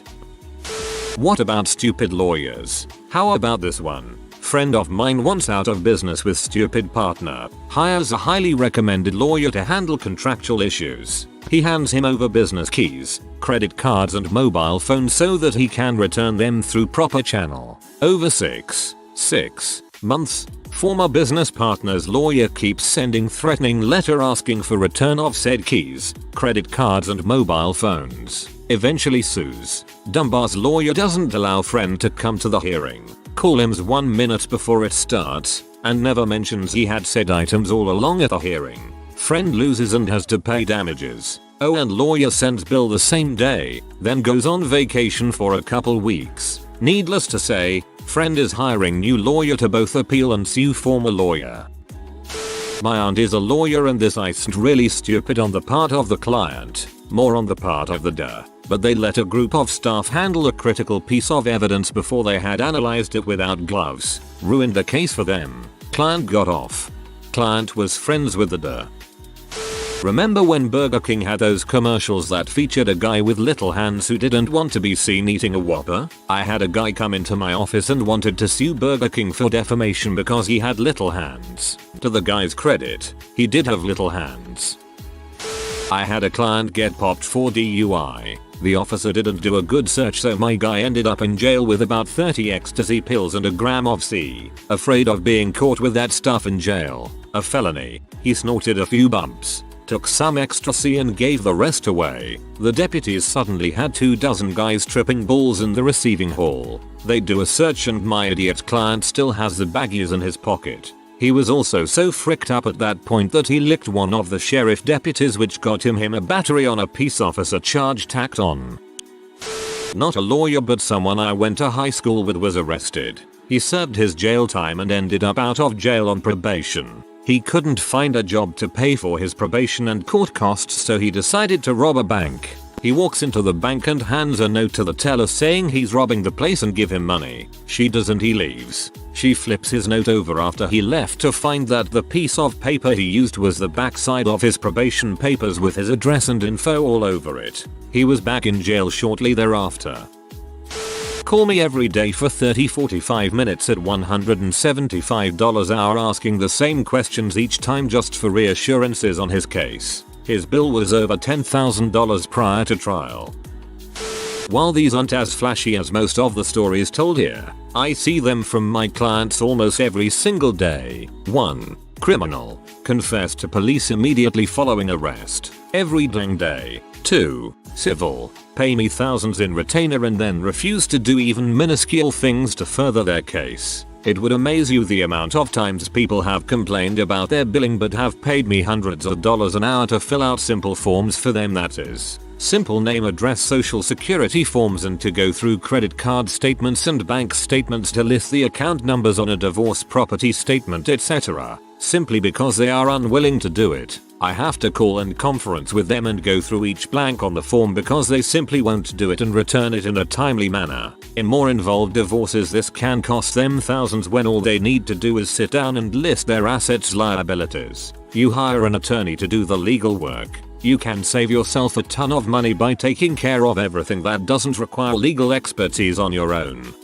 Throwaway account. I was a new mediator at the time, mediating a small claims landlord-tenant issue in a courthouse hallway. Limited civil jurisdiction mediations usually get their own room, but it's common for small claims to be done anywhere you can grab space outside the courtroom. The two individuals were about 20 feet apart and both sides were really upset, so I was doing a lot of going back and forth, listening and trying to drill down to common interests and what they could live with as a settlement. Eventually, the tenant starts getting more friendly and says he might be willing to compromise, which was really surprising to me after some of the things he had said. I chalked it up to my excellent mediation skills and went to speak to the landlord, who appreciated the tenant's gesture and said she'd think through some options we had discussed. I returned to the tenant, who by this point said, "Man, you know what? Really, it's no big deal. Let's just do what she wants. It's fine." This also surprised me, but after a few more minutes of me making sure it's what he really wanted, we had a mediation agreement signed lining up pretty much with what the landlord wanted. As I'm saying goodbye to the tenant, I look down and see him holding a joint by his side. He had managed to stand pretty close to a vent. Plus I was super naive at that point in my life and thought I had only been smelling weird BO. Upon quickly looking around, it was clear the hallway was relatively crowded, with streams of attorneys, clients, and bailiffs, the guys with uniforms and guns, going by. We were about 10 feet from a courtroom door. It wasn't until after he walked away that I realized he may not have had capacity to sign the agreement. TLDR. Smoking weed in the courthouse hallway with bailiffs walking by, and negotiating a binding agreement while increasingly high. On a site inspection with opposing counsel's experts. Expert, can we please see the bolts that failed, causing the plaintiff's death? Client, no, those are broken. They were made out of cheap metal. That's why they failed. I almost slapped my client. Frankly, I'm sad I didn't. My dad once had a guy get caught for vandalizing and he was caught on tape. This guy wore the same exact clothes into court that he wore on the video. Since we're telling dumbest criminal stories, a girlfriend of mine was married to this piece of sleaze who had a dumb piece of sleaze friend. Dumb friend gets himself jailed because he robbed his own local bank branch where he did his banking. Despite wearing a cunning disguise, a ski mask, a teller recognized him from his frequent visits to the bank and told the cops, so he's righteously locked up. My girlfriend gets raided by the cops at 6 AM looking for the moderate crop of plants they've got planted in the backyard. She asks how the cops detected it and they told her. Apparently dumb friend had written them a letter from jail. Dear piece of sleaze and Fargle's dumb girlfriend. How are you? I am fine. How is your crop doing? I can't wait to get out so we can smoke some bitching weed. The drug supply in here is very unreliable, so I hope you are looking after that crop real well. Haha. Say hi to everyone for me. Love, your friend, one of the dumbest criminals ever. All mail was read by the prison censors, so they informed the cops and my friend and her piece of sleaze husband got busted. The judge ordered you not to touch anything in the storage unit where your husband's stuff is, so don't even go there. Breaks into the storage unit and pours bleach over everything. My dad is an attorney, and these stories are somewhat relevant. Backstory: father's office is robbed and the guy took a bunch of our IDs, passports, social security cards, that we kept at my dad's office. A few months later, not sure of the timeline, my dad is in court for another case meeting. Guy enters the courthouse, going through security for a hearing for some unrelated charges. My dad gets called from his meeting and the security guys were laughing. Hey, get a load of this, Mr. Spretty 21's dad. This guy says he's you. I believe he was then charged with robbing my dad's office. Another story. My dad is in a meeting with some guys who were unaware that my dad fluently speaks their native language. They were telling him one story in English, then would switch to their native language to confer about covering up the truth. My dad let them go on like this for a while before finally cutting in their language, and asking them about the real story. They were externally dumbfounded and busted. This will probably stay buried, but hey, it's out there. NYC criminal defense attorney here. All inmate phone calls at the city jail, Rikers Island, are recorded. I remind my clients on a regular basis that somebody is listening to all their calls, and that they should never discuss the case or call anyone related to the case from jail. I had a client who was charged with stalking and harassing an ex-girlfriend. The thing about these charges was that this was the first and last time I had seen a legitimate case of double jeopardy, defendant being charged with the same crime twice. The defendant had already pled guilty and done a small amount of jail time for the same incidents. I walked into court on our first appearance supremely confident that my client would be walking out of court a free man. To my surprise, there was a second indictment charging new crimes. My genius client had called his ex-girlfriend and I had recordings of him threatening to beat her if she came to court to testify against him. We took a plea right there and he served 3 years for witness tampering and contempt. If my client had only listened to my advice and let me do my job, he would have gone home 3 years earlier than he did. On the other hand, it seems like the system worked perfectly in this case. Not a lawyer, but my daddy's. His client was facing the death penalty and wanted to take the stand in his own defense. Basically, the guy was a crazy mother. Any words that came out of his mouth were 6 kinds of fricked up. My dad and the other 3 lawyers on his team advised him not to do it, kept him from testifying for as long as they could, but if a client wants to talk, they can. He gets up there and proceeds to read a 12-page letter. 12 pages of gibberish about how he wasn't crazy. He's on death row.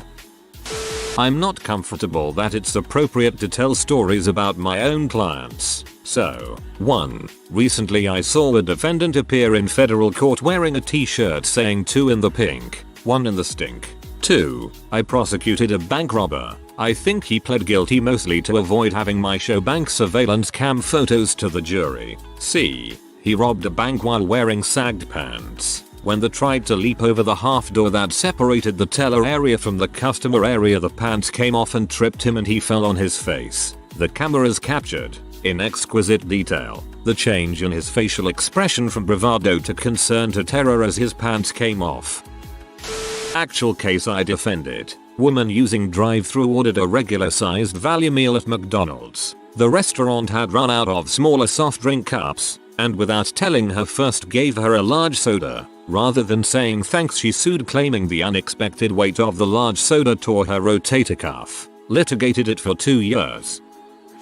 Sexual harassment case. Our client, the business owner, went into court, looked the plaintiff up and down, and said you'd look better without the skirt. It went okay.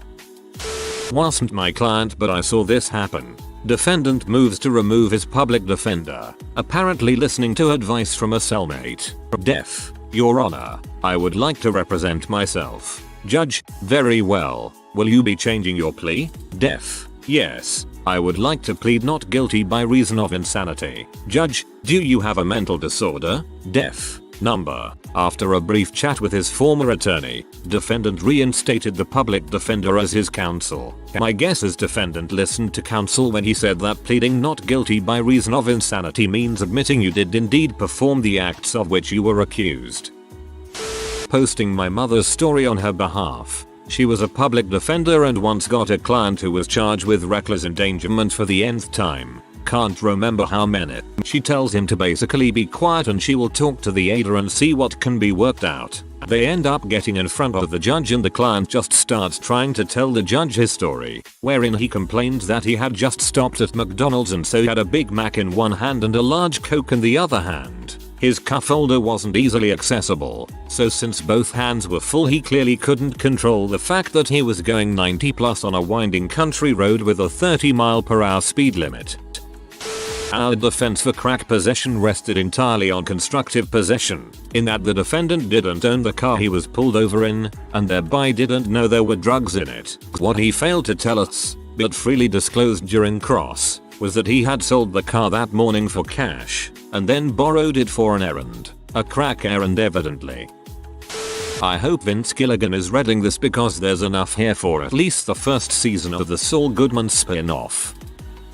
From our local newspaper, guy robs a convenience store when it is closed. They look at the security footage and say, oh, that's Mike. He lives out back in a trailer. They go to arrest him, and he's flushing the money down the toilet, which clogs. He says he was trying to hide it from his wife. Then before they put him in the squad car, he asks to give his wife a hug, then immediately runs into a field. He is promptly returned to the squad car.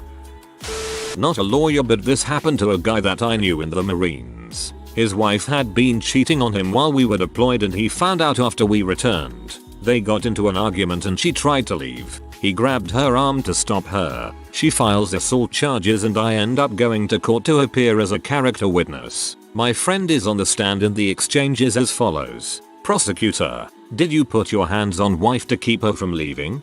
Dumbass: no, sir. Prosecutor: tell the court what happened then. Dumbass: well, what happened was that she tried to leave and I grabbed her arm to try to talk to her. His lawyer: audible facipum. This happened in Jacksonville, NC. As it was explained to me, assault can be that simple. Just him grabbing his wife by the arm was enough to constitute assault. He ended up getting probation for a couple of years. Probably will get buried. But it happened to my dad, where he was at the courthouse to meet with the judge and when going through security he had his wallet stolen. Well, this genius of a fellow who took his wallet was already being tried in court that day on, you guessed it, charges of theft. Yes, this brilliant man stole from the security line at a courthouse in direct view of cameras. People are great. Not a lawyer, was a cop. Cop friend of mine finally busted a guy for weed. The lawyer got the charges dropped. Fruit of the poisonous tree. As soon as he is dismissed, dude walks to the evidence room and asks to get his weed back. Signs the paper to take the weed into his possession and is immediately rearrested. Well, I'm a criminal defense attorney, so I could probably write a dang book, but this one was pretty bad, and it ended horribly. I co-counseled a murder case where the defendant allegedly, although he has been convicted already, shot and killed a guy for supposedly taking his sister's $50 bag of weed. The evidence came out that the sister's boyfriend had allegedly pistol whipped the guy, who witnesses said didn't fight back. He left the place he was and walked to some other apartments, where he was gunned down by another person, allegedly the defendant. The sad thing was, after the shooting and the victim was pronounced dead, it came out in trial that the bag of weed was later found, and it had fallen behind a bookcase. Whether he did it or not, I'm sure the appeal is still pending. The victim died for no reason. Former client posted confidential and/or privileged documents on Facebook. Facebook is now used in the majority of domestic cases. BTW. My dad was clerking for a judge a while back. He sat in on this case. Prosecuting attorney, to accused, and Mr. X. Do you remember what you were doing on the evening of blah blah? Accused looks at his lawyer. What was it you told me to say when he asked that again? Law student here, but I had a professor who was a former public defender share this gem. Her client was on probation after being released from prison and was riding his motorcycle on the highway when he saw a cop pull over another driver. He decides this was his cue to pull over as well, approach the officer, and disclose that he was currently in possession of a knife and HE, both of which would obviously violate his parole. When she asked him why the heck he would do that, he said they were going to find it eventually. Sounds like he wanted to go back home. I am a lawyer. I'm not going to breach my duty of confidentiality to my clients. However, I once saw someone else's client try and steal the court clerk's handbag when he was called up to sign his bail bond. Emergency personnel of Reddit. What's the dumbest situation you've been dispatched to? Got called to a motel where our patient explained that he needed to go to the ER to get an HIV test. He wanted to finally put to rest the rumor that he had AIDS. He was very drunk and insisted that it was indeed an emergency and he didn't care that his insurance wouldn't cover the ride. His, also drunk, wife came along and it pretty much turned into Jerry Springer in the back of the ambulance. Arrived on scene to a guy who was too lazy to get out of his living room chair, so his skin had literally weaved itself into the fabric. His wife emptied a crap bucket that sat under a hole they cut in the bottom of the chair. She fed him all his meals and waited on him hand and foot. He didn't have any other problems other than he didn't feel like moving. We had to cut him out of the chair. It was on an episode of some Fat Life type of show. His skin had literally weaved itself into the fabric. What? I'm from Australia and once I saw in the local news that his guy heard noises in his kitchen and believed it was an intruder. What actually happened was a giant mud crab had crawled up from the river and was rummaging through his cabinets. They interviewed the policeman who went over and they were literally joking and making fun of the guy on the news. To be fair, a mud crab can take out a level 3 PC in a few hits. Not emergency personnel, but someone called 911 on us because their prescription wasn't ready, and it wasn't even for a drug that was immediately life-threatening. Plot twist, prescription for chill pills. Should have seen it coming. Wife and I are both paramedics. She in a larger city, me in suburbia. She gets a call for an injured person, arrives on the scene to find a black gentleman approach her complaining of head pain. She asks how it happened and the patient replies, the bee hit me with a smoothie. Her, I'm sorry, hit you with what? PT, a smoothie. The bee hit me with a smoothie. Her, how did a milkshake hurt your head? PT, not a milkshake, a smoothie, you know, a smoothie, the thing you smooth your clothes with, a smoothie. Yep, he got hit in the head with a clothes iron because he pee off his girlfriend. I recently went on a pregnant woman who said she had been walking all day and now her ankles were swollen and she couldn't walk anymore. Boyfriend saw my reaction and said he'd just drive her. Yep, their plan was for him to follow the ambulance in the car while she went to the ER for swollen ankles. Another was a 3-year-old stuck a big pen up his nose and the end plug came out. Parents for the life of them couldn't get it out and called 911. I put my hand out and told the kid to blow his nose on a count of 3. I closed his other nostril on 3 and he blew out the end cap. Sign here please. Got paged out for a kayaker who had fallen out of his kayak in northern Lake Michigan. Dispatcher said a passerby had seen him struggling to get back to his kayak. No exact location but a general area given. 3 volunteer fire departments respond. We start covering 2 miles of beach with about 20 people. The bugs are terrible and we are having no luck. County rescue boat is en route from about 20 miles away and we have one of our members launch his personal boat and he is coming from the other direction about 10 miles away. Boats get on scene and search continues. We now have about 40 people looking and 2 boats. Dispatched has now notified the Coast Guard out of Traverse City and they are on their way with the helicopter. I was icy and requested dispatcher to contact original caller for more info. Well, they thought it was more important to drive home than to stay and wait for help. So we have all of these people and resources looking for someone that we have very little info about. Finally, a state police officer says he has found a rock that kind of looks like a kayak. He gets the original caller on the phone and explains what he is looking at. The caller says that sounds like what I seen. I guess I was wrong and hangs up. 3 hours and thousands of dollars in resources. Complete bulls. I am a firefighter EMT in a mid-sized city and work in a rough neighborhood. People would be amazed at the number of ridiculous calls we go on. There are too many stories to count, and it's common for people to call at 3 AM saying they are dying, but find out that their leg has been hurting for 3 weeks and they suddenly couldn't take it anymore so they need it checked out. The dumbest I can think of, however, is a person called because they were concerned of an odor of gas. If they had just looked out their front window they would have realized that directly across the street were ponds of human waste sludge from a wastewater treatment plant. The person had lived there for years. Some of my best calls muffin cinnamon rolls were from the elderly. Little old ladies that lived alone were notorious for calling me to light their pilot lights, shovel their steps, even pick up a pint of cream for their recipe. Small town cop firefighter EMT, I would always do whatever they needed because I knew I would have a plate of brownies or a basket of muffins at my doorstep. I even got a scarf once, but holy crap, I still dream about those brownies. A pregnant woman who was caught attempting to steal chips from a convenience store claimed that she was going into labor once the police arrested her. Yeah, no, abdominal incarceritis. Not me, but my husband, who was my boyfriend at the time, had to respond to call for the fire department. The lady had burned bacon and it was smoky in her kitchen. I laughed pretty hard hearing it on his radio. My family is probably someone's dumb emergency call story. In the past we've made calls for the following. 1. Got cut trying to tear saran wrap.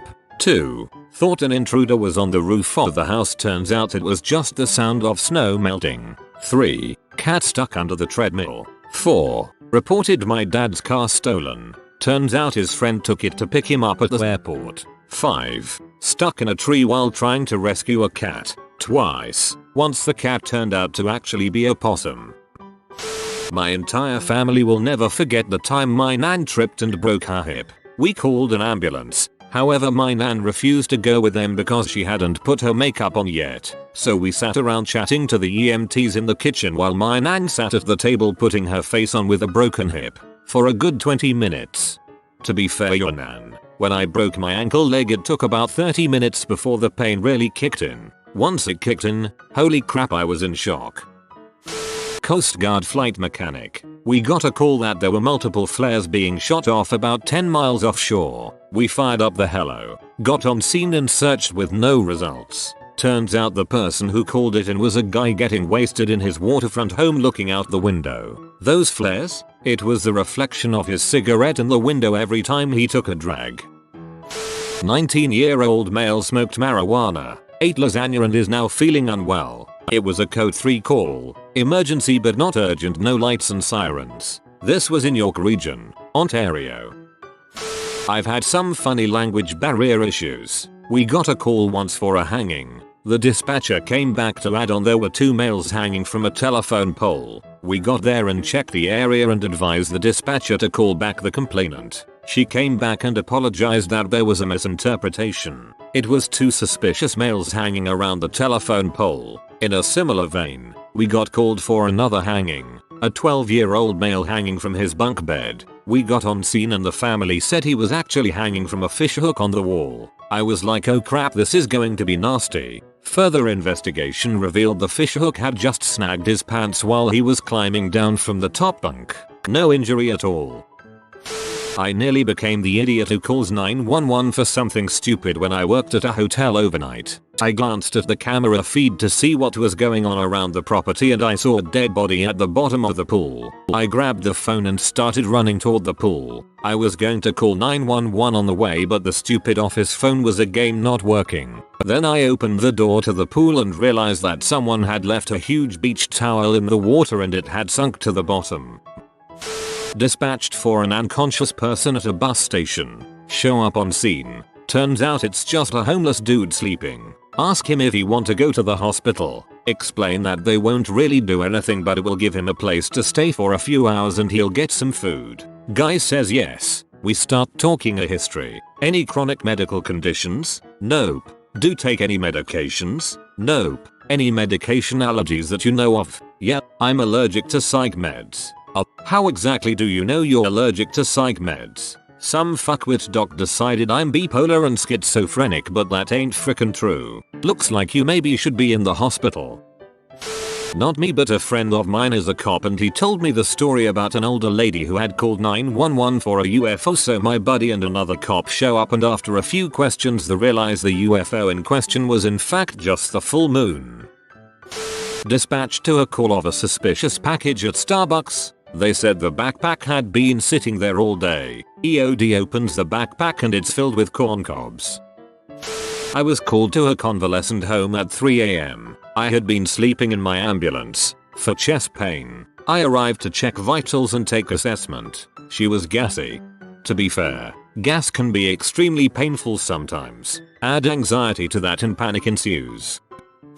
We had a call to a farm where the farmer was trapped following a structural collapse. 3 engines and a user crew head on out to the address where we are directed to a distinctly not collapsed chicken shed. The farmer is inside, lying face down under the casing of a ceiling fan which had fallen off the roof and bopped him on the head. He was lying perfectly still and being used as a vantage point by a number of chickens and was convinced he was paralyzed from the neck down as everything felt cold and numb. After giving him a quick check over, we asked how long he'd been there. He guessed it had been about 2 hours before the farmhand had found him. 2 hours on bare concrete, at night, in October. Okay, fair enough. So a bunch of us get ready to move the casing, only for one guy to brace sooner than the rest and accidentally lift it himself. It was thin aluminium rather than steel and weighed basically nothing. He could have removed it himself at any time. Somebody with better self-control than I explained to him that he wasn't trapped and, no, he wasn't paralyzed. He was just cold. We had an ambulance with us and they checked him over for hypothermia, but the worst he had were many peck marks from the chickens who had seized their opportunity for feathery vengeance. Got called to a smoke report in our district. Person's description: it smells like wood. We arrived to her home, in the forest. and she said it smells particularly like pine today. No mention of smoke. We confirmed it did in fact smell like pine when we arrived. Case closed. Run came in as an outside fire. Turns out it was a flaming bag of doki on a doorstep. I wasn't even mad but happy that tradition lives on. I once called 911 because I thought my neighbor was beating his wife. They pulled into their driveway, went into the house, and then I heard high-pitched screaming and a man yelling shut up over and over. My friends and I woke my mom up after I called 911 because we were so freaked out. Turns out, our neighbors have birds who like to scream when people come home. Responded to a call 488 UF complaining of weakness at a bus stop. It's 9 AM and our first call of the day. Walk up to find a little old lady slouched over on a bus bench moaning. After we help her up into the ambulance, she asks for us to not ruin her medicine. Well, medicine is H and she's weak cause she was able to get a hold of some good stuff. Now I'm the kinda guy that wouldn't mind narcoing an overdose 2mg IV just before rolling in through the air, but I just couldn't do it to granny, so we gave her nebulized naloxone and lo and behold, it barely touched it. We had to give her a full dose IV and she still was zonked a little bit. Whatever she was using was some good stuff and I doubt she ordered it from Reader's Digest. Went to a call where a woman had locked herself out of her car with her child inside. We arrived and tried the door handle and sure enough it's locked. She shows us the keys and how the battery is dead and won't unlock the car. So we take the keys inserted into the lock and take her kids out. She had apparently no idea that the key had any function other than the ignition.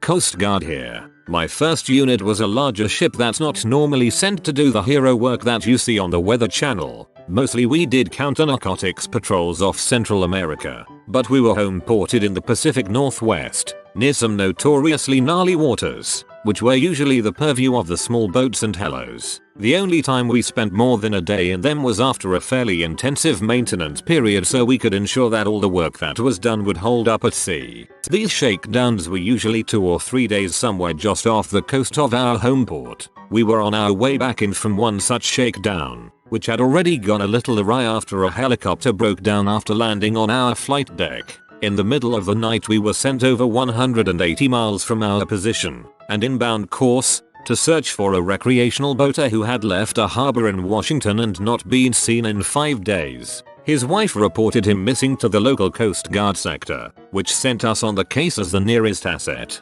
They also dispatched a helicopter crew, a smaller patrol cutter, and a small boat to do search patterns for this guy. Keep in mind that, given where we were at, the currents could have carried him south of San Francisco in 4 or 5 days. But we searched our little 100 square mile box anyways. For 2 days there were 2 Coast Guard cutters, a helicopter with a flight crew bouncing in and out from shore, and various small craft looking for this guy. That's around 120 dispatched Coast Guard personnel, not to mention local authorities and civilians out on the water who had heard the radio broadcast about him. The search was called off after the guy was found in Mexico, having never even gotten in his boat. It was still moored up where he left it. He just told his wife he was going out and then got on a plane to Mexico, apparently planning to stay there. We were 2 days late getting back to port, with a 10-week patrol looming just a week after that. I hope he got fined so bad that he crapped for his bees.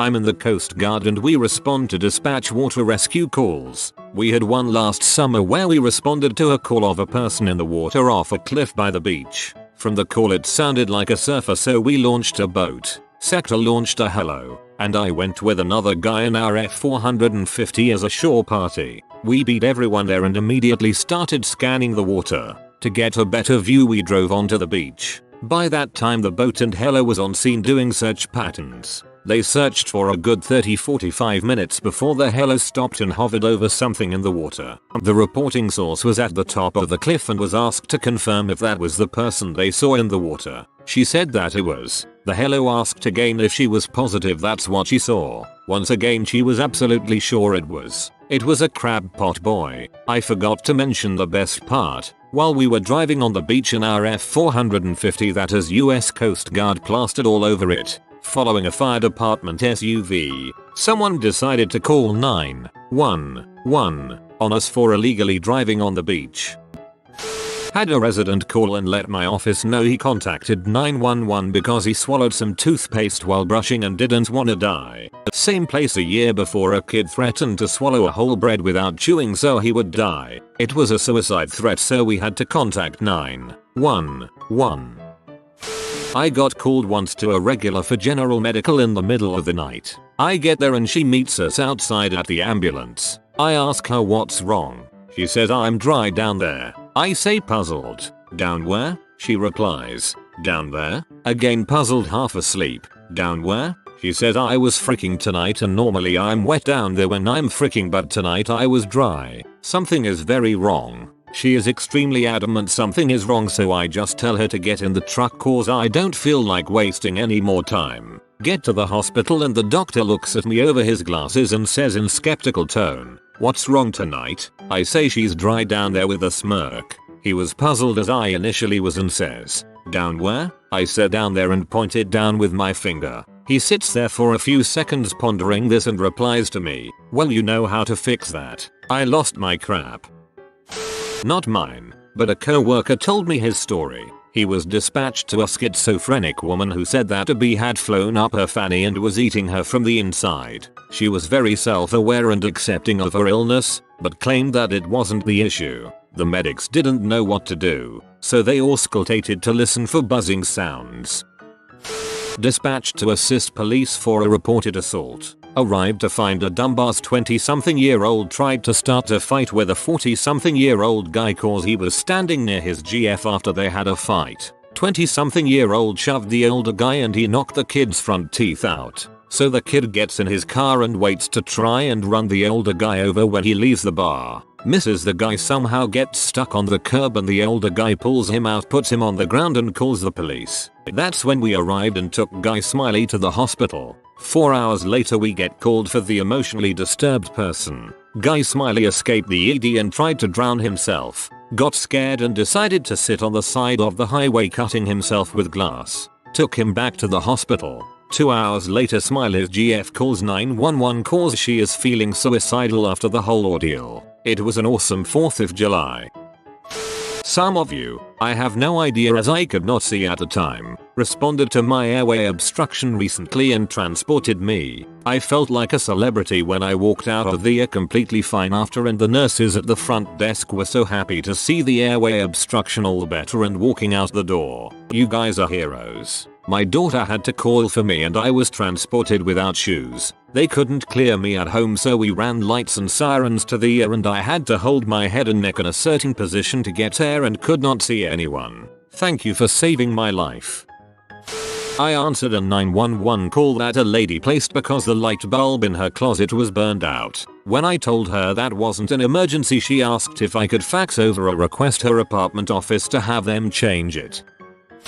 I'm an emergency physician so I've never been called to anything, but I keep a list of all the stupid crap that people have called an ambulance for. My favorites are 1. Toothache. I must have been in a good mood because even though this idiot woman called an ambulance for a toothache, I offered her a dental block. When she realized this meant I would be putting a needle into her mouth, she refused, then left without anything even being done. 2. Pimple. A woman in her early 30s squeezed a particularly stubborn pimple on her top lip, then called an ambulance because it was numb and tingling. She was convinced she had done serious damage. When I told her she would be fine, she demanded a cab charge, prepaid taxi voucher, to get home. 3. Rehab. Chronic alcoholic called the ambulance because he wanted to get into rehab. We don't have inpatient rehab at our hospital. He was supposed to attend appointment for rehab at another hospital earlier that day but was too busy getting drunk to attend. When told we don't have drug and alcohol services after hours either, he demanded transfer to a hospital that does. Demanded to see my supervisor. Told him it would be a long wait. That is not going to happen. Saw him getting loaded into a police car on my way home from work. A federal building. For some reason to dial out they dial 9 then 1. If they happen to hit 1 again as is custom prior to an area code, then have dialed 911 and it goes to dispatch. Pretty common in fed buildings actually. 10-year 911 medic here. I don't know where to begin because there are so many. One response always sticks in my mind. It was about 4 AM and the call came in as a person having trouble breathing in bed. When we got to the basement apartment we found a 40-year-old male sitting upright in bed. The guy was upset and proceeded to describe a bad dream he just had. He said he felt like someone was chasing him and he couldn't get away and how scary it was. He said he woke up startled and breathing heavily and sweating. We checked his VS and he was fine. I said it sounds like you had a pretty bad nightmare, and he agreed. His wife was rubbing his chest in sympathy. He did not want to go to the hospital and signed our refusal.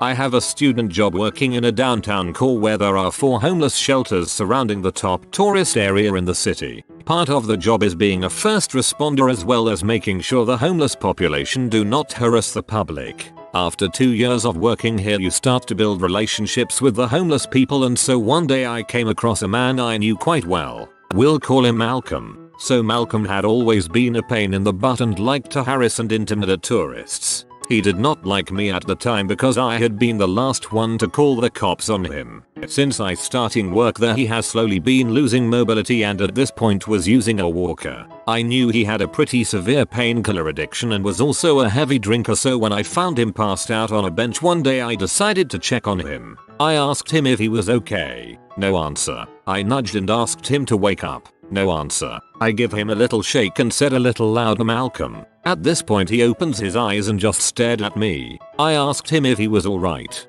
He said no and closed his eyes. I said, do you need medical attention? He opened his eyes, paused and lightly said yes. I think I took too much. So I call 911. While waiting, I was having a hard time keeping him coherent and awake and he was fading in and out of consciousness and I'm worrying more and more about him. The wee-woo comes flying around the corner, slams on its brakes and the paramedic hops out to see what the problem is, and all of a sudden, Malcolm sits up, stretches, looks at the paramedic and says I told him not to call. I was just napping, and then hobbles away on his walker. I had no idea what to say to the 3 officers and 2 paramedics. They thought I was so ridiculous. Still a great story though, and you have to hand it to Malcolm for being that clever.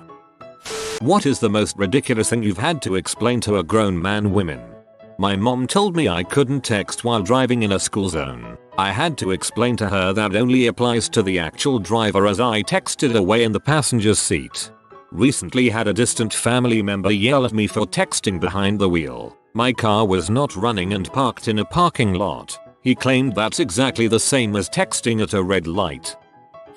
You can open the photocopier to get blank paper out of it. You know, you don't have to keep photocopying that one blank page you keep carrying around with you. I used to copy nothing at my previous job because it required marginally less effort than opening the drawer. When my boss asked me to cut it out, I started referring to the copy machine as the paper dispenser. He didn't think it was as funny as I did. It should also be noted, as I found out later, that the machine was a lease and we were paying per copy. I might have told this story on Reddit before, but I had to explain to a lady how sliced bread works. I used to work in a bakery that pretty much only did bread, and a lady came in and this conversation happened. Her points at a bread. Do you have that but like in a bag of slices? Me trying to be polite. Oh yeah, we slice the bread. Her, oh okay, but do you have it in a bag of slices? Me, yes, we bag it after we slice it. Her, okay, but I really need this in a bag of slices. Me, we put the bread in a machine that cuts it into slices and then we put those slices in a bag. Her, okay, but do you sell the same bread in a bag of slices? Me, let me show you. I take the bread and slice it for her and bring the sliced bagged bread back to her. She looked so excited you'd think she never saw sliced bread before. Her, yes, that's exactly what I wanted. Keep in mind that English was this woman's first language. She was just really dumb. I was flying to Australia and a girl I met in the airport asked me if I was worried about crossing the equator. I said no, why, and she said, well, the plane flips upside down, aren't you concerned it will crash? I couldn't even begin to explain. I had to explain to someone on our flight that there wasn't another little plane trailing us with our luggage when they looked out the window looking for said little plane. When I was tiny, I thought the luggage traveled all the way to the destination in those little cars they used to load unload. I wondered occasionally why we didn't just ride in those little cars, since they got there at the same time, but I figured it was because the plane held more people. That girls have 3 holes. I'm a nurse and had to collect urine via a catheter but spent over an hour telling the dad that I would not be taking his daughter's virginity by doing this. I drew pictures and he still wasn't convinced. The problems here are twofold. 1. Dude's dumb. 2. Dude's concerned that his daughter's virginity was going to be taken for a medical procedure. That's weird. When you return a single item from a purchase of 13 items, you will not get refunded the entire amount of the purchase, just the amount and tax of the returned item. That the sun wasn't extra bright on the day of the eclipse. I was told to stay inside and not go outside, since the sun was too bright to look at. They still didn't believe me, even after I explained what the danger was with the eclipse. To my boss, you can't make a color copy of a black and white document. You especially cannot make a color copy of a black and white document while using a copier that only has black toner. He is 60 yo. He's worked in offices for the last 30 years. I used to hang out with one of my co-workers. Many times while driving in the traffic, she turned on her car lights every time she had to abruptly push the brakes behind another driver. She is a kind type of person, so my first thought was that she was trying to be polite and never push the klaxon. Instead she was flashing her car lights to get the other driver attention. One day I noticed that she was flashing lights to almost every other driver that we encounter. When I asked her what she was doing, it happens to be that she did not know the tail lights turned on every time you push the brakes and she was trying turning them on by turning on the front lights. Haha, she is 27. Where I am from, someone flashing their lights at you means you're about to pass a speed trap and they're trying to warn you. I have repeatedly tried and failed to explain to my co-worker to not eat rotting meat. Sheila, leave chicken out on the counter all day to defrost.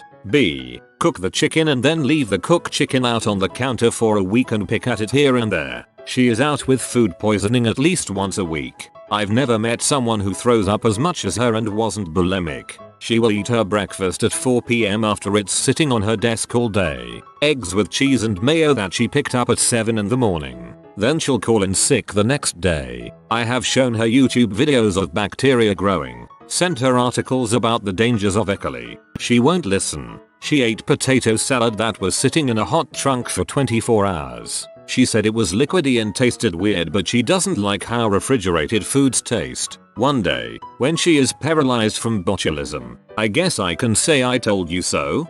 What in the ever-loving frick? This one bugs me. I worked in kitchens for years and ended up with a phobia of spoiled foods. Sometimes I won't even reheat takeout I had the night before. I know that's insane. GAHHH.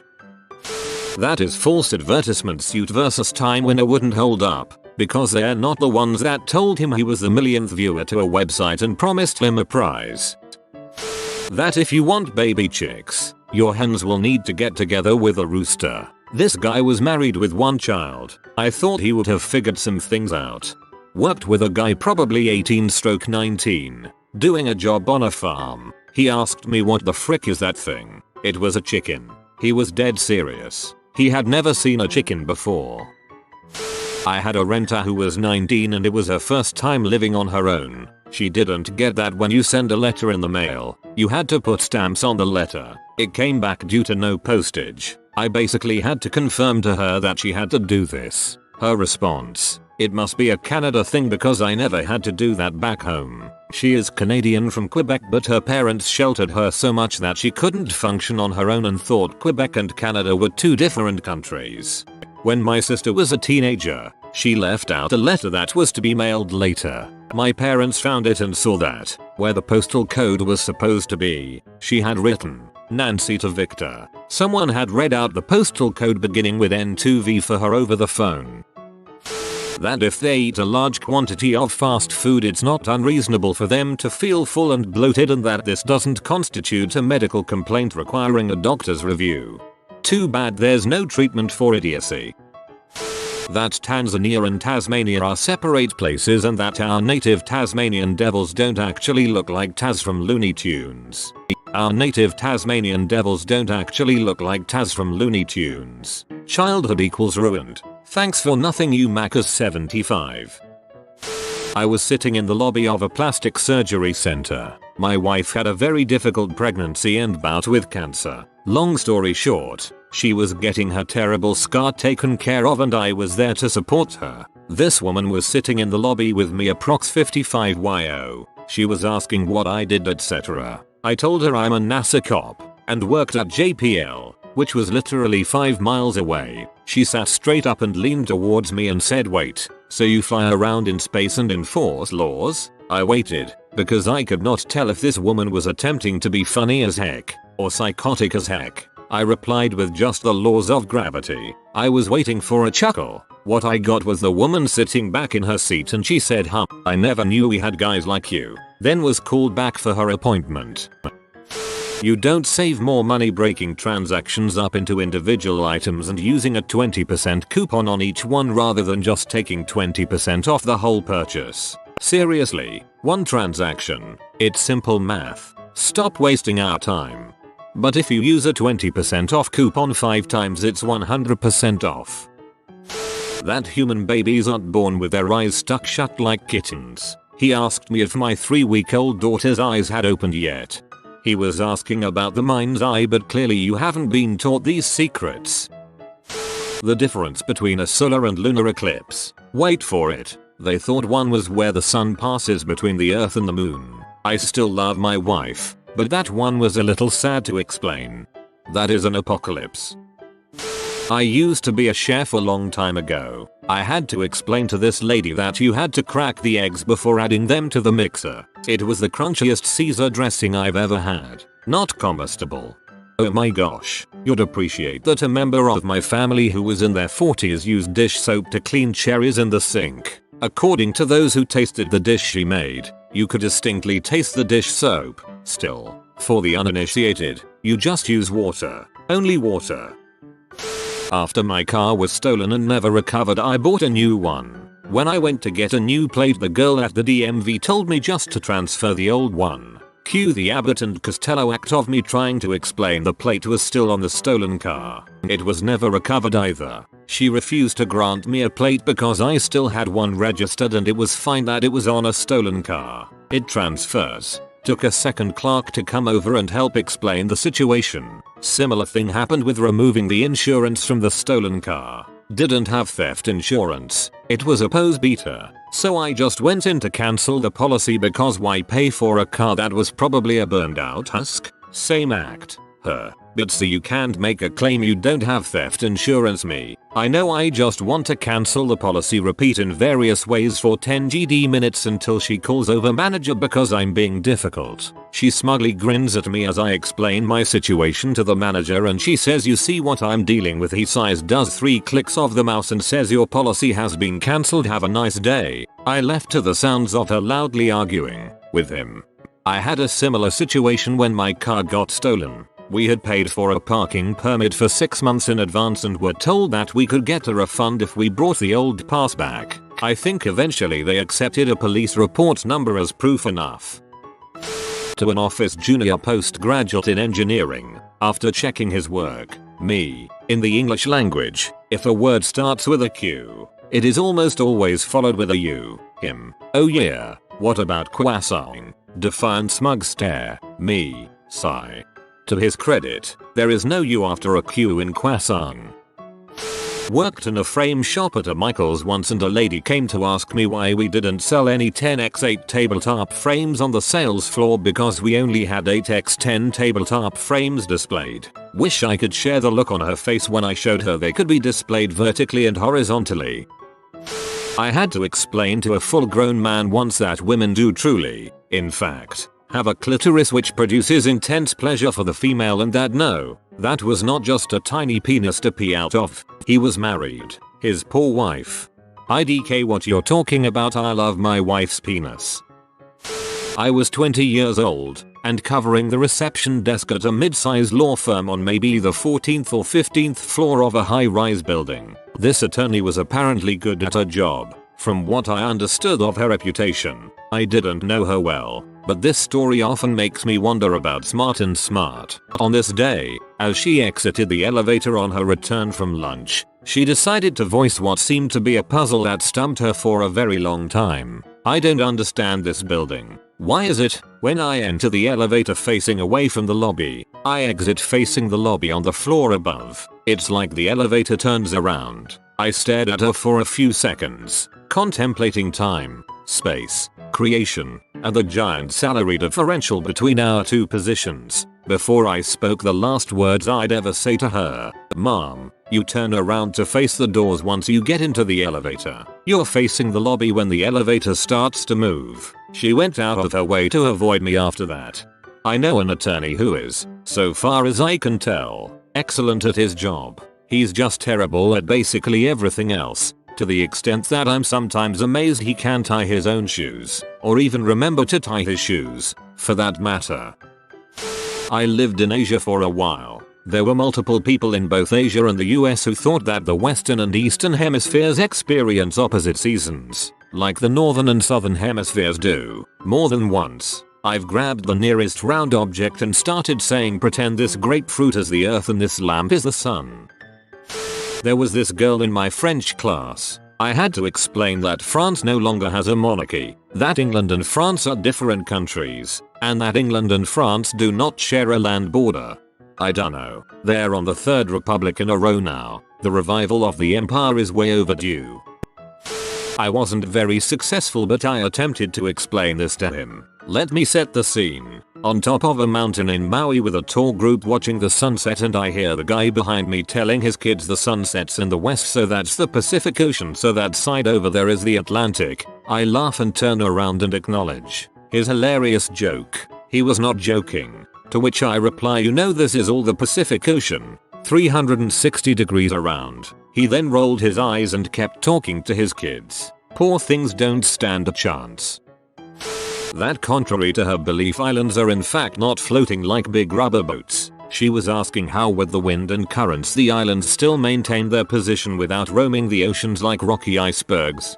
I'm ashamed to say I thought Antarctica was just composed solely of ice with no land mass, just floating around, and had to Google it after a discussion with a friend. Not my brightest moment.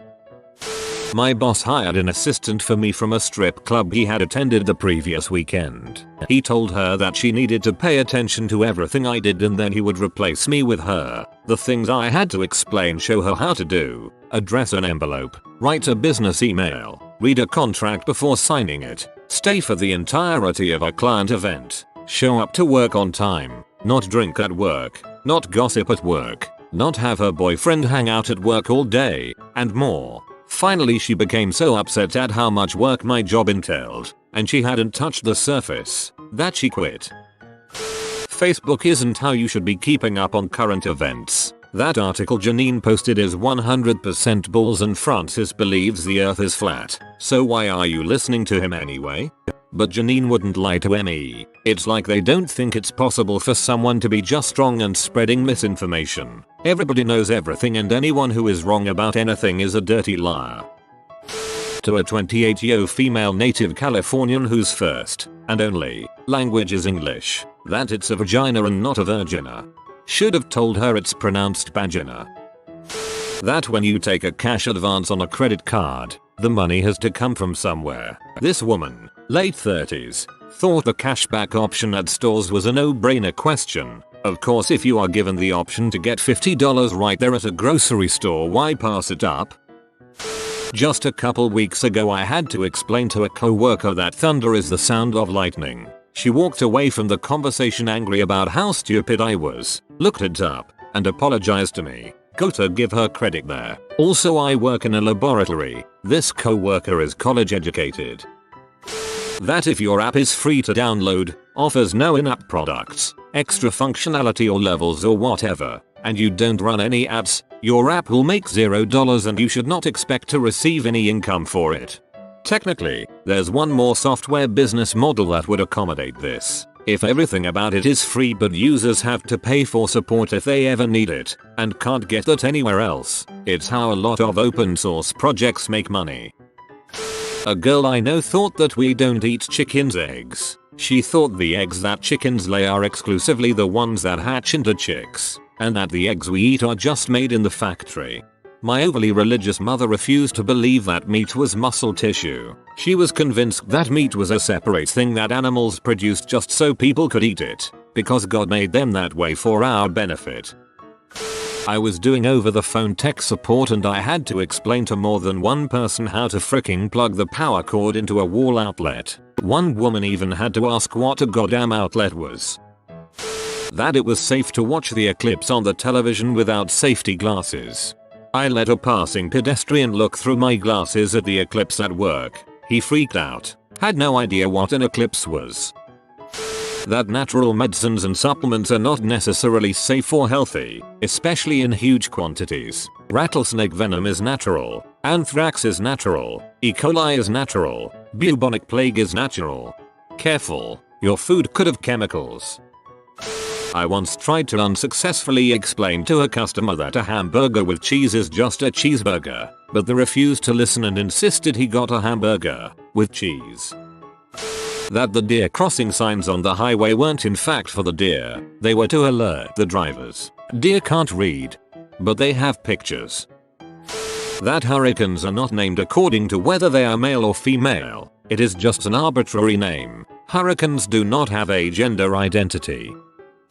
Steve Jobs did not single-handedly invent the home computer, GUI, the iPod, iPhone and iPad. He had Steve Wozniak, Xerox and teams of engineers do that for him.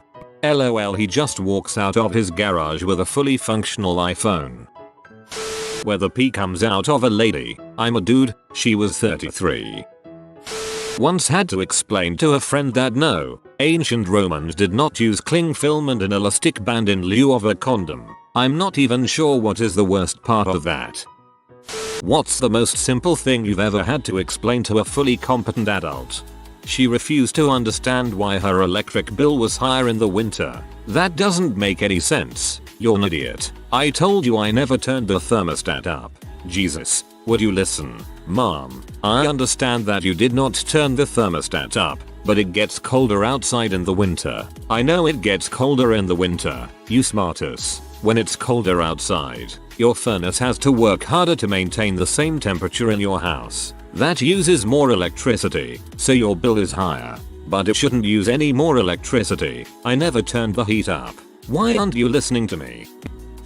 I was helping my little brother with math homework, maybe 3rd grade, and he had gotten a question on it wrong because he wrote 1/2 and the teacher said the answer was 5/10. I emailed his teacher and she insisted that the two fractions weren't equivalent. After explaining that one can simplify fractions, her mind was blown. This was a teacher at a public school. I think I would have BCC'd the principal for that conversation. She is not qualified to teach math. That Vietnam is the name of a country, and not just the name of a war. Girl kept insisting I wasn't old enough to have gone there, and was utterly confused that I said I went 2 years ago. Well, you see, the moment America became disinterested in that country, it just sank into the sea, never to be seen again. Former Disney cast member. Here, I was working at Hollywood Studios on the streets of America, where at one end of a street is a huge mural of San Francisco, meant as a continuation of the physical road. An adult guest and I had the following interaction. Guest, are we allowed to climb the hill points down the street? Me, sir, that's a mural. Guest, yeah, but are we allowed to climb up it? Me, it's not that you're not allowed to climb it, it's that it's a picture of a hill, not an actual. Guest, great, we can. Guys, I watched his whole family run down the street toward the hill and then stand in disappointment next to the mural. I was hoping for some type of Roadrunner ending. I'd have taken them running through the mural RR style, or faceplant coyote style, either way. That the new day begins at midnight. Worse, this was a nurse that I worked with. She kept insisting that's not how we do it in Pennsylvania, and I kept insisting I assure you, it's how they do it everywhere. Doing some home renovations for a woman, and one day she said, every time I ask you to do something it costs me money. Why is it? In a very accusing tone, like she caught me pulling a fast one. This is depressingly common in all fields. I'm a web designer and clients are constantly shocked that if they want more work they have to pay more money. That the cardinal directions of the compass are in fact not just alternatives to simple directions relative to the user, as in, she thought north was just another word for forward. That bananas are not a dairy product. I explained to a dude once that fish is not poultry and by being in the same box on the food pyramid did not make them the same thing. That it is called an ashtray, not as butt tray. He didn't believe me, but had sound logic. He said, but then why are they called cigarette butts? Whoa, this is possibly one of the most reasonable misconceptions I've seen in the thread. Had to explain to a guy that if 4 builders built a wall and took 4 hours, that 6 builders building the wall would not take 6 hours. Sounds like he knows what happens when 2 supervisors are added to a construction site. That the Holocaust was, in fact, not a person. Single-handedly took down 6 million Jews. I had to explain that no, the refrigerator light will not heat up and spoil the food near it. See, it turns off when the door is shut. Yes, I am sure. See this button? Yes, the door makes the light go off by pushing in this button. She took the light bulb out anyway just to be sure. This was my sister-in-law. I remember experimenting with that light when I was a little kid, trying hold the door open a crack to see when the light actually turned off, trying to figure out how the fridge knew that the door was shut, and then finally discovering the button. I imagine that a lot of the people in this thread sort of just lack curiosity in the world. It's getting more sad the more I read. Got into an argument once with my ex over whether or not he had a scrotum, because he firmly believed that only women had them. Sounds like he didn't have the balls to admit he was wrong. That you can drive to Alaska from the US, and it is not next to Hawaii. I once had a co-worker in her early 20s who genuinely thought that Alaska was an island next to Hawaii and that it was much smaller than Texas. We need to write some angry letters to the map people. They blew a fuse and knocked out the power, complained that the TV wasn't working. After explaining the cause, they asked why the internet wasn't working either. No, the internet isn't powered by magic. It needs electricity too. Well done, landline phones work when the power is out, so I can see the reasoning at least. I had to explain that magnets don't stick to cinder block walls. That first one didn't and the second one you're about to stick on the wall is going to slide down too. LOL, yesterday I bought some alphabet fridge magnets for my 2-year at a thrift store and one was missing a magnet. Seeing her try to stick it and having it keep falling down was hilarious, but I feel bad that I can't explain it to her. Last year my mom got her first smartphone, Galaxy S4. She tried to take a picture by putting the lens part up to her eyeball, then complained that she couldn't see a dang thing. She's not even that old. 50, and she's used digital cameras before. Today, my older brother, who is 20, asked me whether ice cubes goes into the stomach, or if they go in the stomach for liquids. I kindly had to explain him that humans only have one stomach where both liquids and solids go.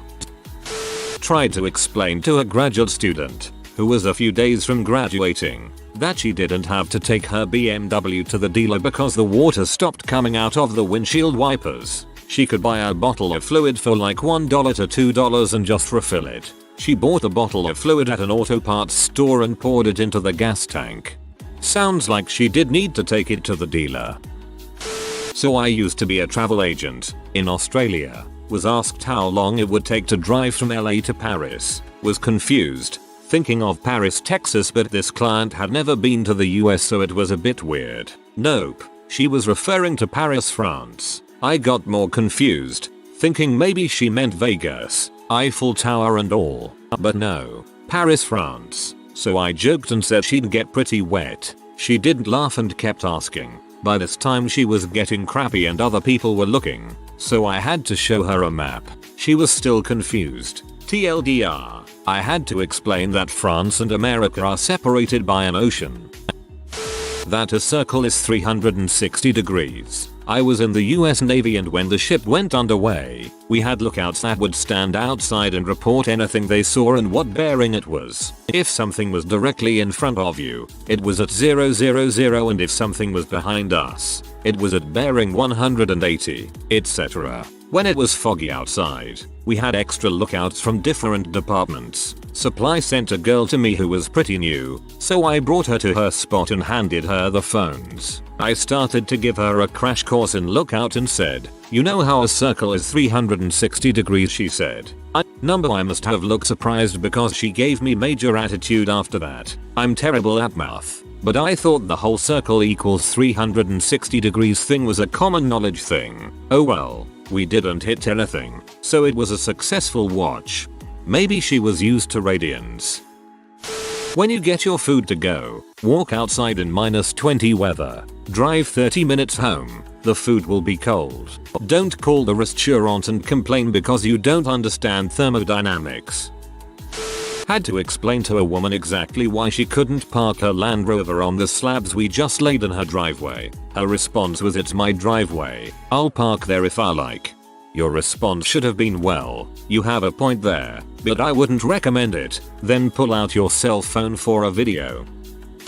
When I was younger, through sheer luck I found myself with a very good job at a very important government agency. One of my co-workers higher ups, he wasn't my boss, but had a higher position, said something about negative numbers can't be divided. I imagine this was some sort of lapse or mix up in his head about square roots of negative numbers. I didn't even want to get into imaginary numbers with him. He was adamant about being unable to divide negative numbers. After a few failed attempts to try and explain this to him in words, I grabbed a whiteboard. I drew a number line, marked a +4 and -4. Drew a 4 squares on each side. You agree? +4 is 4 squares away from 0? Yeah, okay. What happens when you split those 4 squares into 2 groups? You have 2 squares in each group. Okay, now -4 is 4 squares away from 0 as well, right? Yeah, so what happens when you split those 4 into 2 groups? You can't do that. I threw my marker across the room and walked out. I never brought up numbers with him again. If there is a disabled person in the car, I get to use their handicapped plaque to park. The disabled person doesn't actually have to drive. They just have to be in the car. I'm not making my disabled aunt walk across the parking lot just because I drove, and you are too stupid to figure out that a car fits more than one person. Credit cards aren't free money. Auto loans aren't given freely to people who can't afford to buy cars, although some places do. Financing a $70 K car using your entire life savings, which only cover 1/4 of what the car costs immediately after you land a $6 XK year job right after graduation, while you're still saddled with student loans, is a bad decision. Financial literacy is an underrated competency. On my way back home to Hawaii, was told on the plane by a college student that she loves it there because we use American money and speak pretty good English and you don't need a passport to get there. Longest 5-hour flight of my life. To clarify, I grew up in England and have an English accent. Her. What language do you speak where you come from? Me. English. Her. No, I mean what actual language did you speak as you grew up? Me. I grew up in England and we speak English there. Her. You don't understand, we speak English in America. What language did you speak before moving here? Me. Bye. Wait till she finds out I speak Mexican in Spain. Military time. What's 1324? 1324 means 1:24 PM. How can you be sure it's not AM? Because it's 13. There isn't a 13 o'clock. It's military time. It runs on a 24-hour cycle, instead of 12 hours of AM, and 12 hours of PM. So the 13th hour is 1 PM. But, how do you know it's not supposed to be AM? My head hits the desk. Or as we Europeans call it, time. I went to a christening once, for a traveler child, and even though I was in a pew of 6 or 7 grown men, I was the only one who could read. I had to read the prayers for all of them. That day I learned of the rampant illiteracy in the traveling community in Ireland. I once went with my father to a traveler site to buy a car. When it came to writing out a receipt, they had to go to another family on the site to find an 11-year-old girl who was only person on the site who could read. Had to explain to an ex that in fact a steaming tea bag would not in fact set fire to the contents of the bin, so it didn't need to be left in the sink to cool down. My dad leaves his used tea bags in the sink to cool down. but he understands that the bin won't catch fire. I don't know why he thinks they need to cool down. I think it's just a habit now. A girl, smart girl, didn't know where eggs came from. She thought they just came out of a factory like chicken nuggets. When she found out chickens lay eggs, her world exploded. The weird thing about it that she was actually really smart, but she never learned about eggs.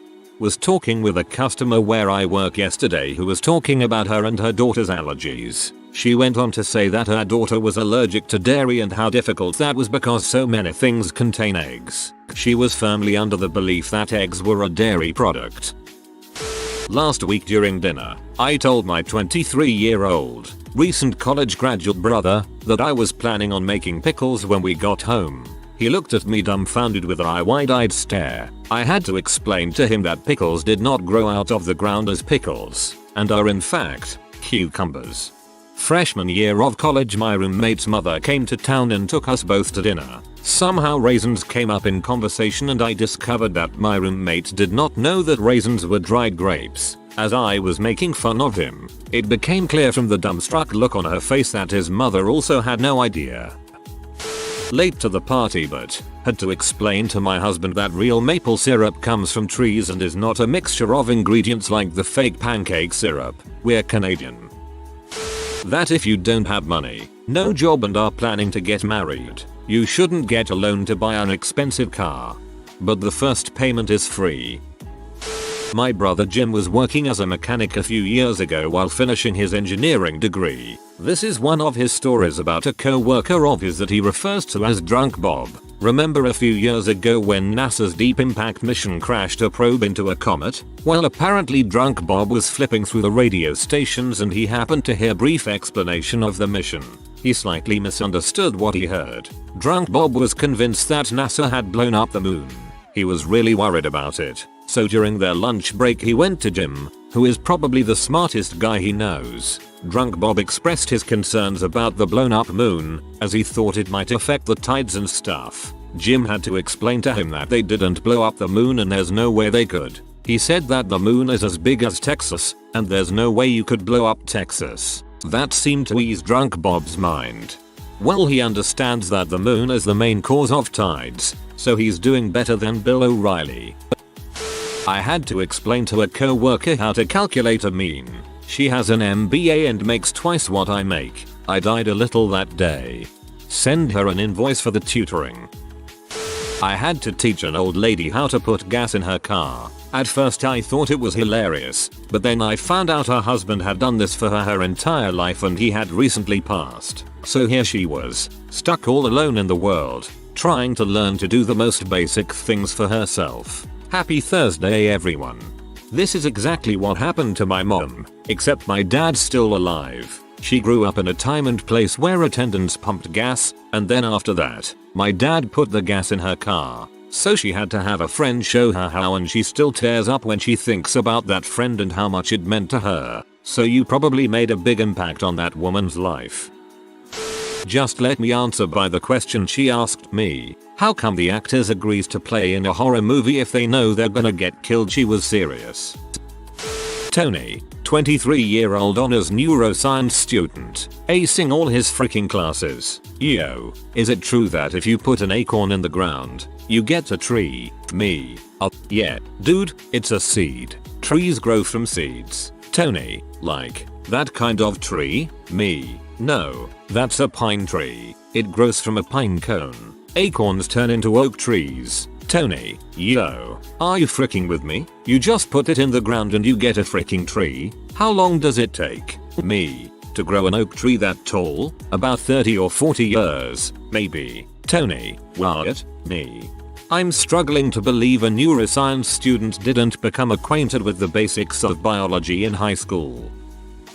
How to double click and what right clicking does. The earth does not go around the moon. To a primary school teacher, who left me because she decided I was beneath her intellectually. To the class of 2015, good luck, you'll need it.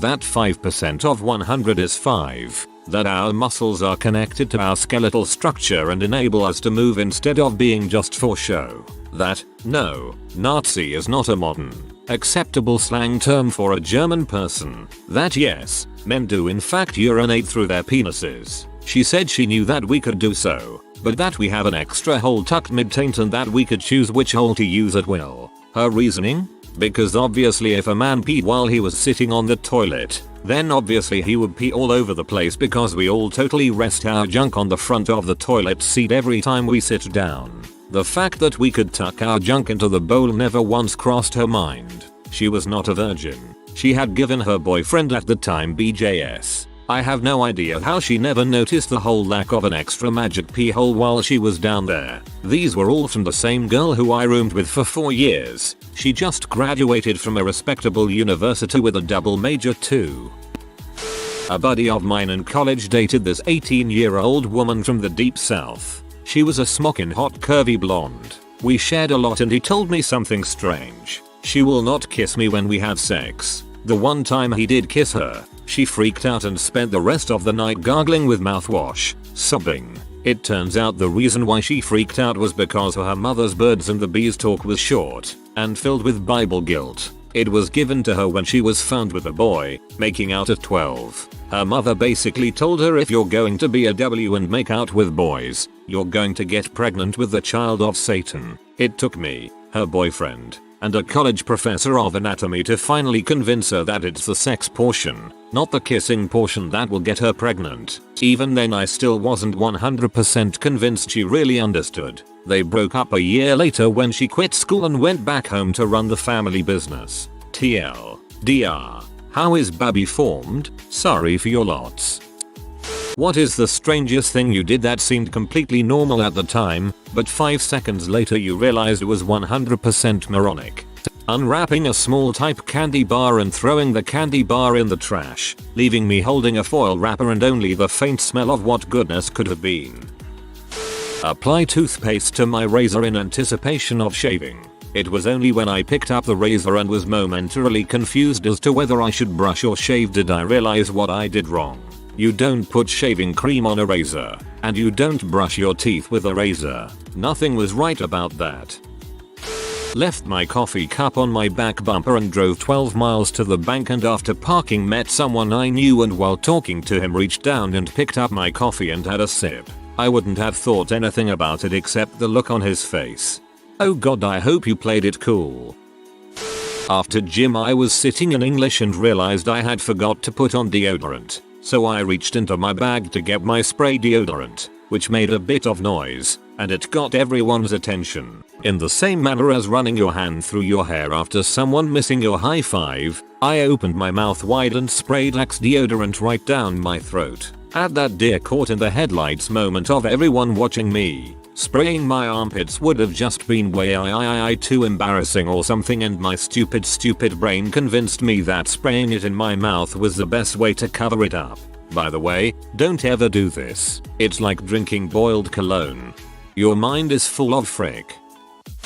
Woke up one morning tired as heck. Went to make some eggs, cracked 4 or 5 right down the garbage disposal before I realized what I was doing. Driving with my dad back to the house. When the driveway was in clear sight I noticed the car was missing. I got very worried, didn't catch on until we started pulling in. I hope you found the car. I'm so used to licking the lids from yogurt pots clean that one early morning when I peeled off the lid from the cat food can I licked it before my brain lag caught up. Chicken surprise really means surprise. It's not chicken. One time I was holding a grapefruit. I wondered if I could catch it between my chin and collarbone if I tossed it up into the air first. So I threw it, the grapefruit, at my throat. I threw a grapefruit at my throat. It hurt like a bee. I hacked and gasped and gurgled for like 20 minutes. Hey, at least it wasn't a pineapple.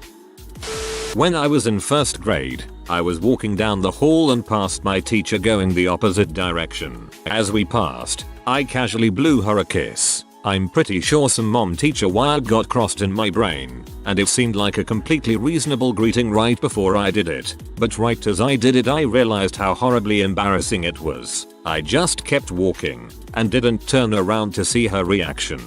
This reminded me of 2 absent-minded things that happened to me. In kindergarten I called my teacher mom all the time. In grade 1 I kissed a girl on the mouth while she was trying to drink from the water fountain.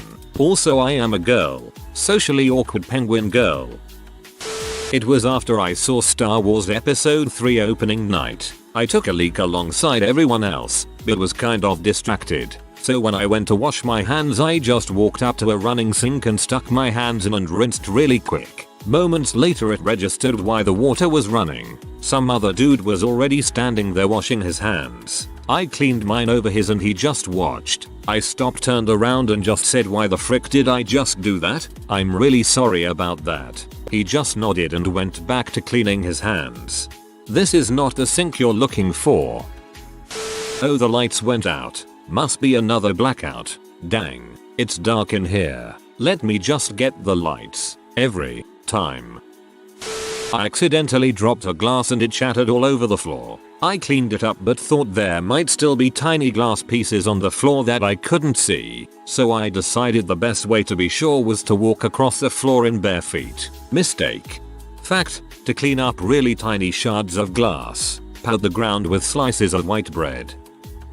I am not a morning person, but I worked at a coffee shop that required me to be functional at 4 AM. This led to many silly moments. The thing I did most often was open up a Java jacket sleeve and attempt to pour coffee into that. Most of the time people just laughed and I realized what I was doing. I also remember handing someone the dirty blender and putting their drink in the sink to be washed. I think my boss kept scheduling me to open for the entertainment value. I have on more than one occasion cracked an egg into the trash and taken the shells to the frying pan. Summer camp when I was about 12 years old, sweating my butt off in line for the water cooler, the kind with a nozzle on the bottom to pour yourself a drink in a plastic cup. I'm wearing a hat and I think, man, it would feel great if my hat was soaked with cold water. So I get the cooler, take the top off, dip my hat in the icy water, and put my hat on. My dirty, nasty, greasy hat I've been wearing all summer, and I've just dipped it in everyone's drinking water. I turn around and everyone's looking at me with disgust and hatred. I'm an idiot. Oh my goodness. I'm sorry. I wasn't thinking. Rings hat water back into cooler. I was standing in a grocery line the other day texting or something, being a phone zombie, and I just farted. Like pushed it out on purpose. I stood there for a couple of seconds before I realized where I was. No one around was pleased. I did the same thing. Except it was when I was spooning naked with a guy I just started having sex with. I was just starting to fall asleep and I guess I thought I was alone for a second. Squeezed one out, and it flapped through his naked legs. My mum was once standing talking to me when she suddenly paused, picked something off of the bottom of her shoe, inspected it, and put it in her mouth. A few seconds later she realized what she was doing and spat it out. I still haven't let her forget that little incident. Nice try, Richard Stallman. The other day I was making myself a sandwich and I thought to myself maybe my friend wants a piece of lunch meat, so I dangled a piece in front of her until she asked me what I was doing. I honestly don't know what I was thinking. One of those moments where the very fabric of human interaction momentarily disintegrates. Once when I was about 15 I was sitting in the back of my mom's van while it was parked. I was waiting for her to get back from shopping. Both vehicles parked to the left and right of the van that I was in began to back out of their parking spots, giving the illusion that the van that I was in was rolling forward. I had an adrenaline spike like you wouldn't believe. I dove from the back of the van, landing with some insane crawling movements to press my hand on the brake. I moved my foot up to replace my hand and looked around, noting what had really just happened. Derp. I once lost my keys and tried finding them by yelling keys as if they were some pets that would beckon to my command. Back when I was in 11th grade, I had a friend stay over for the night. My parents were away and we were complete nerds. I think we spent the night watching Red Dwarf. Anyway, I made a pretty damn tasty steak for dinner, and at about 3 AM, we decided we wanted some ice cream. We both liked Cherry Garcia, so we figured we'd split a pint. When we got back to the house, my friend said, "Could you split that? I left something in the car." 2 minutes later, he came back into the house and saw me with an 8-inch chef knife cutting the pint of ice cream in half because I, for some reason, Had forgotten that splitting ice cream meant putting equal parts into 2 separate bowls. Honestly, cutting it in half is probably the best way to evenly distribute it. I was trying to stick my keys in a wall socket once, just to see if it'd fit. I got frustrated after a few moments and quit, then realized I was a huge idiot. Upvoted for science.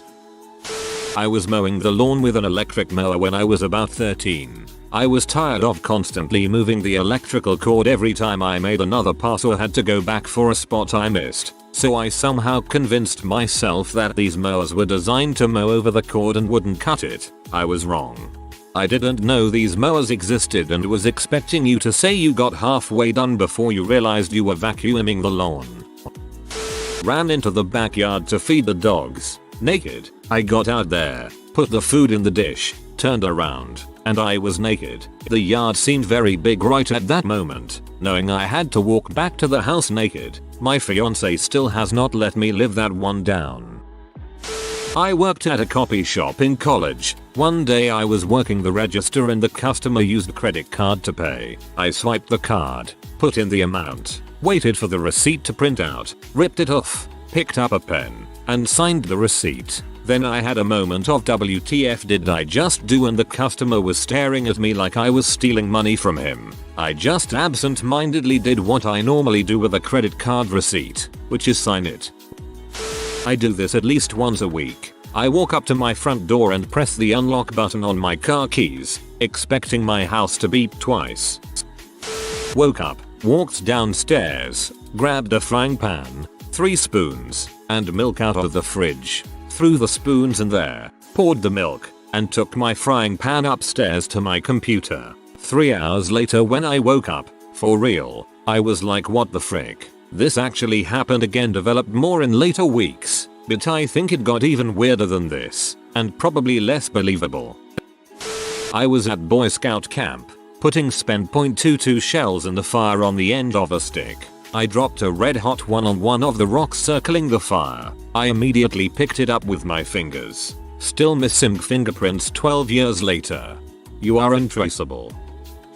Sneaking out of the house in high school. Put pillows under blanket. Snuck out the back. Clean getaway. Take parents' car and chill with friends. Check. Figured I shouldn't drive back home until after parents leave for work at 4:30 am. It turns out when you borrow your parents' car, they can't get to work.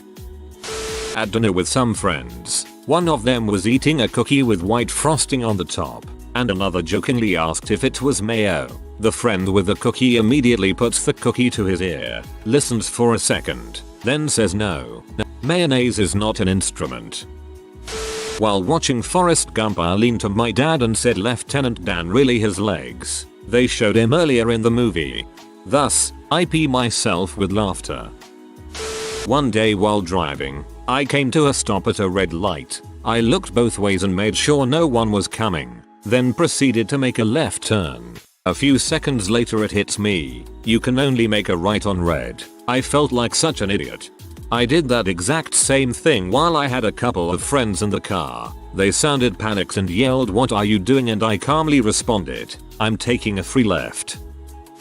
Left myself a phone message to remind myself of something. Shortly thereafter, was excited to see the message light flashing. Pouring cereal on plate, peeing garbage thinking it's a toilet, starting microwave for no reason, putting milk in cup cover, I'm freaking retarded. Or a horrendous drunk. I was eating steak and potatoes and damned if there wasn't a bit of potato on my steak knife that I apparently really wanted. 5 seconds later, as the edge of the knife slid into my tongue, I felt pretty stupid. Cringe. Not me, but my significant other. We were staying on the top floor of a Hilton during vacation when at 3 am the fire alarm went off. Immediately, years of school training kicked in for me and I pulled on some pants, a shirt, headed for the door, found the map marking the escape route and headed out the door. Partway down the hall I realized my so was not with me. I turned around, ran back to the room to see her standing around looking lost. "Honey, what the frick are you doing?" I screamed. "I have to grab the important stuff," she responded. "Frick the stuff, we have 13 floors of stairs to get down."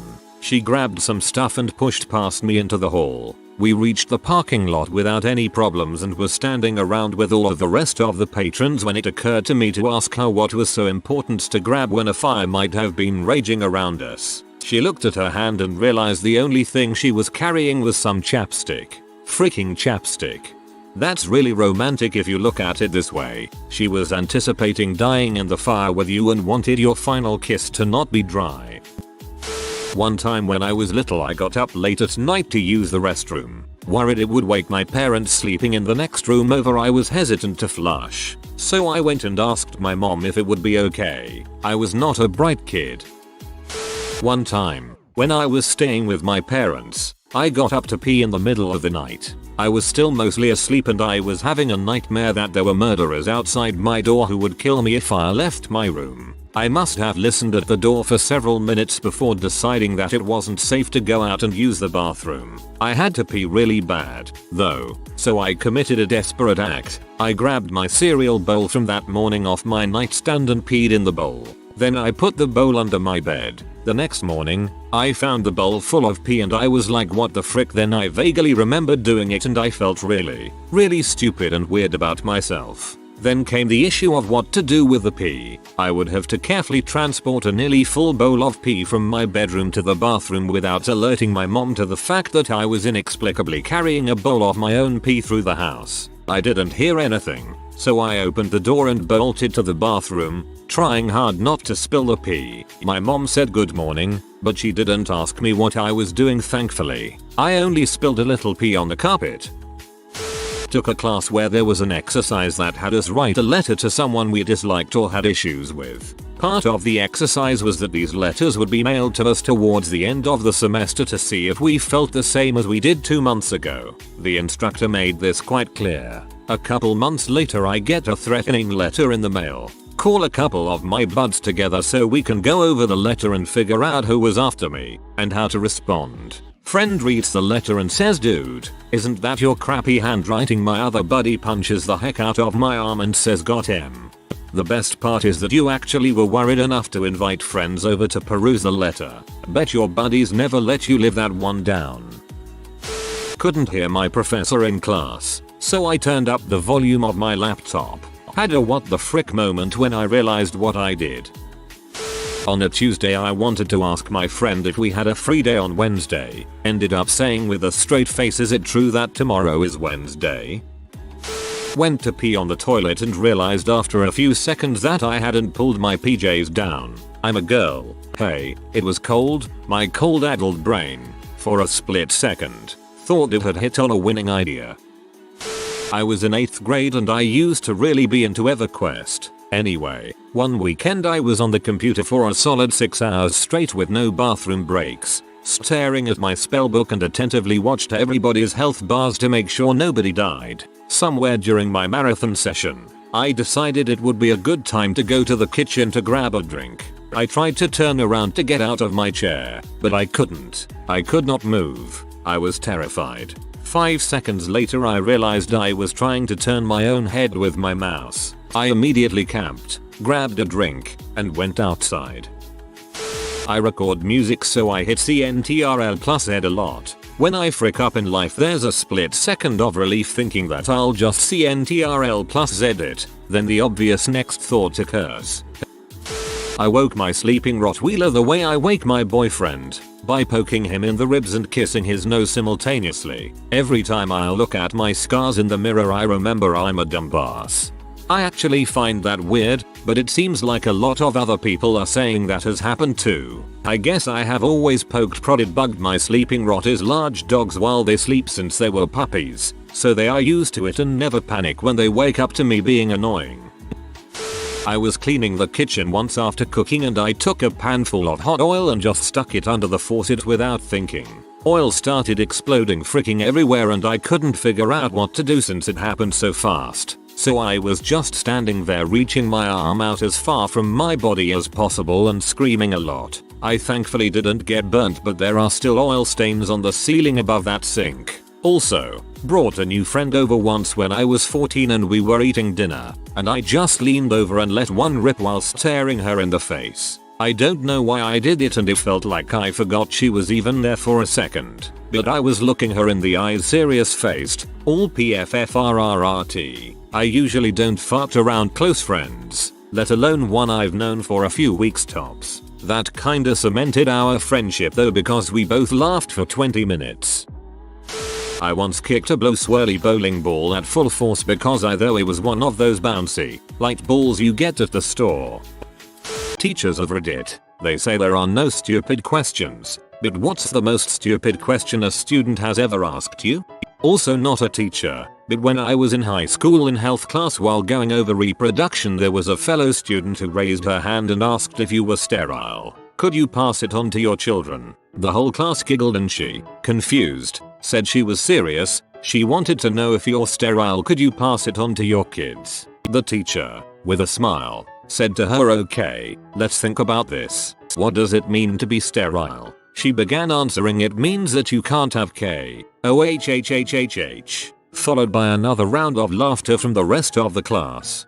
To her credit, they are finding that people conceived using IVF are having difficulty having children of their own as adults. So not completely a dumb question, depending if you mean completely sterile or unable to reproduce unassisted. At university I had a classmate that would often show up 20 minutes late to class. The first thing he did after sitting down was raise his hand to ask questions about what the professor had just said, question after question until he had caught up with the rest of the class. Absolutely infuriating. That's a bad professor who allowed that. In 7th grade science class during physical ed they were talking about fellatio. Mormon girl in class wait you can get an STD just from talking about fricking. I wouldn't call the question stupid, just no exposure at all to the topic beforehand. I once projected a picture of the earth onto the front whiteboard. A student asked, how do astronauts stand on a planet like that? Was an 8th grade student, being totally serious, not under any noticeable influence of illegal substances. The same way we all are standing on the moon right now. Not a teacher, but there's one I'll never forget. What? Einstein's dead? This was a GCSE class. 15-16-year-olds. 9th grade Ella, a few chapters into Of Mice and Men. What kind of work does George do on the farm? I'm not sure. Probably the same work that everyone else is doing. Oh, it must be hard for him to help out, since he's a mouse. Frick Reddit. Not really a teacher, but I'm a federal budget analyst and had to train a new employee who had apparently been working in budgets for 20 years or so should have been able to quickly pick things up. She wasn't. When I finally got her on the right track with our year-end financial reports, I told her she was close but her numbers were off, so double check them. She responded with, well, wouldn't someone else just fix that? Oh no, that's exactly what you get paid to do, so you need to put the correct numbers in the report so we can publish it. What on earth would we do with almost correct financial reports? The next day she just couldn't figure it out, and I said you're really close. It's probably just rounding, she said. Does it matter? How do you know when you should round it up or down? I said, yes it matters. Just use normal rounding rules. She asked what those are. I very slowly said, you know, 0.5 or higher your roundup. She had never been familiarized with that apparently. In the end I really felt like I would have been better off teaching a 3rd grader. While I was student teaching, I had a student ask where Texas was on the map I was projecting on the screen. The map was of China. So the map was zoomed in a bit to the east. The kid was just trying to help you find a safe house. At the college midterm, I had a guy comes up to me that I've never seen in class. He proceeded to ask me what his grade is. Checked the sheet. He never turned in a single piece of homework, no quizzes, never attended a test. What did you think you'd have? You've got a solid F. When I was in high school, the same student asked, where is the Great Wall of China? Aren't the sun and moon the same thing? That guy with the Hitler mustache, did he win? Yes, Charlie Chaplin won us all. Sorry, I'm not a teacher, but this was a question my teacher asked a student in my philosophy class. Community college. Teacher, if it looks like a duck, quacks like a duck, then it must be. Points at random student for an answer. Random student. Man, I have no idea. A witch. Ugh. This freaking kid. I'm sure everyone has one in their grade. The type that is told his answer is wrong but somehow won't accept it and defends his factually wrong answer with the weirdest bull's logic. It was the year that the game Fable came out and the slogan was for every decision, a million outcomes. This kid was in my 9th grade English class and we were learning about actual fables. This kid asks the teacher, doesn't the word fable mean for a single decision, there's a million outcomes? Cue everyone in the class slowly turning their heads to look at him. The teacher said no, a fable is a short story or tale used to establish or show ethics and morals, something along those lines, aka the actual meaning of the word fable. The kid goes, oh, well I think you're wrong cause there's this game that came out and in the commercials it says for every decision there's a million outcomes. The teacher and this kid literally argued about the meaning of the word fable for like half an hour in class and everyone's telling the kid he's wrong and he refuses to accept it because the commercial said otherwise. He didn't actually use the word otherwise. I am sure that it's out of his vocabulary range, but he refused to relent. Fricking Ryan. Shut the frick up. History teacher said Magna Carta and this one girl opens her mouth and says excuse me it's manga. I hope she thinks back on that and cringes a little. Had a pupil ask me if the sun they saw in America was the same as the sun we saw here in Scotland, and why was their sun so much warmer. People acting like knowing what the sun is, and that there's only one, requires any more than nursery level knowledge of astronomy. The kid was 15. Living in Scotland, this one isn't hard to believe. I teach martial arts to little kids. I had a kid ask me if he could punch his mom now. This is from before I was a teacher. I gave private lessons. A student who's generally smart, but lacks a lot of general knowledge, especially history and politics. Hitler comes up in an explanation. Hitler? Yeah, you know who Hitler is, right? Isn't that the guy the Jews worship? Bonus points. We're German. Private writing instructor. A couple of years ago, I had a student ask me if commas were real or imaginary. He was equally dubious about semicolons, which he referred to as imitation periods. He was 26 and very serious. Not a teacher, but a classmate of mine was genuinely surprised to learn of the existence of cocoa beans. He thought previously that chocolate came from brown cows. I mean, why else would Hershey's and stuff be called milk chocolate? We were in 10th grade at the time. My little sister, at age 14, believed taco meat came from taco cows and that it wasn't just seasoned ground beef. She legitimately believed there were cows who produced Mexican seasoned beef. Elementary student after leaving backpack on the bus. Someone should invent some sort of device that attaches a backpack to a person's body so they don't lose it. Most of the idiotic questions I get are always linked to history, though I'm an English teacher. They have no idea about different time periods or a sense of centuries. So I get questions such as, why didn't Dickens just get on a plane? Was the internet not around then? Being the 1700s? Were the Victorians around when dinosaurs were? And these are 14-16-year-olds. It gets even harder for them when thinking about the few decades prior to their existence, i.e., the 50s 90s. I wonder if we are all like that a little when we're so young. Certainly not at those ages. 10th grade honors chemistry. Topic is states of matter. What would liquid ice be called? We're still not sure if he was making a joke about the short-lived icebreakers mince liquid ice because everyone was laughing too hard. Me. That's why the earth is round. Student. But Tyler Tequila said it's flat on Twitter, isn't it? Me. Stunned silence. I'm a casual lecturer and have a young family, so only work the hours I'm paid. Quite often I'll get a student not show for the entire semester, then in the last week appear and ask why I can't teach them out of ours. There have been tears and complaints when I've basically said that if they'd shown up to class they'd know what they were doing and I have better things to do with my life than support lazy students.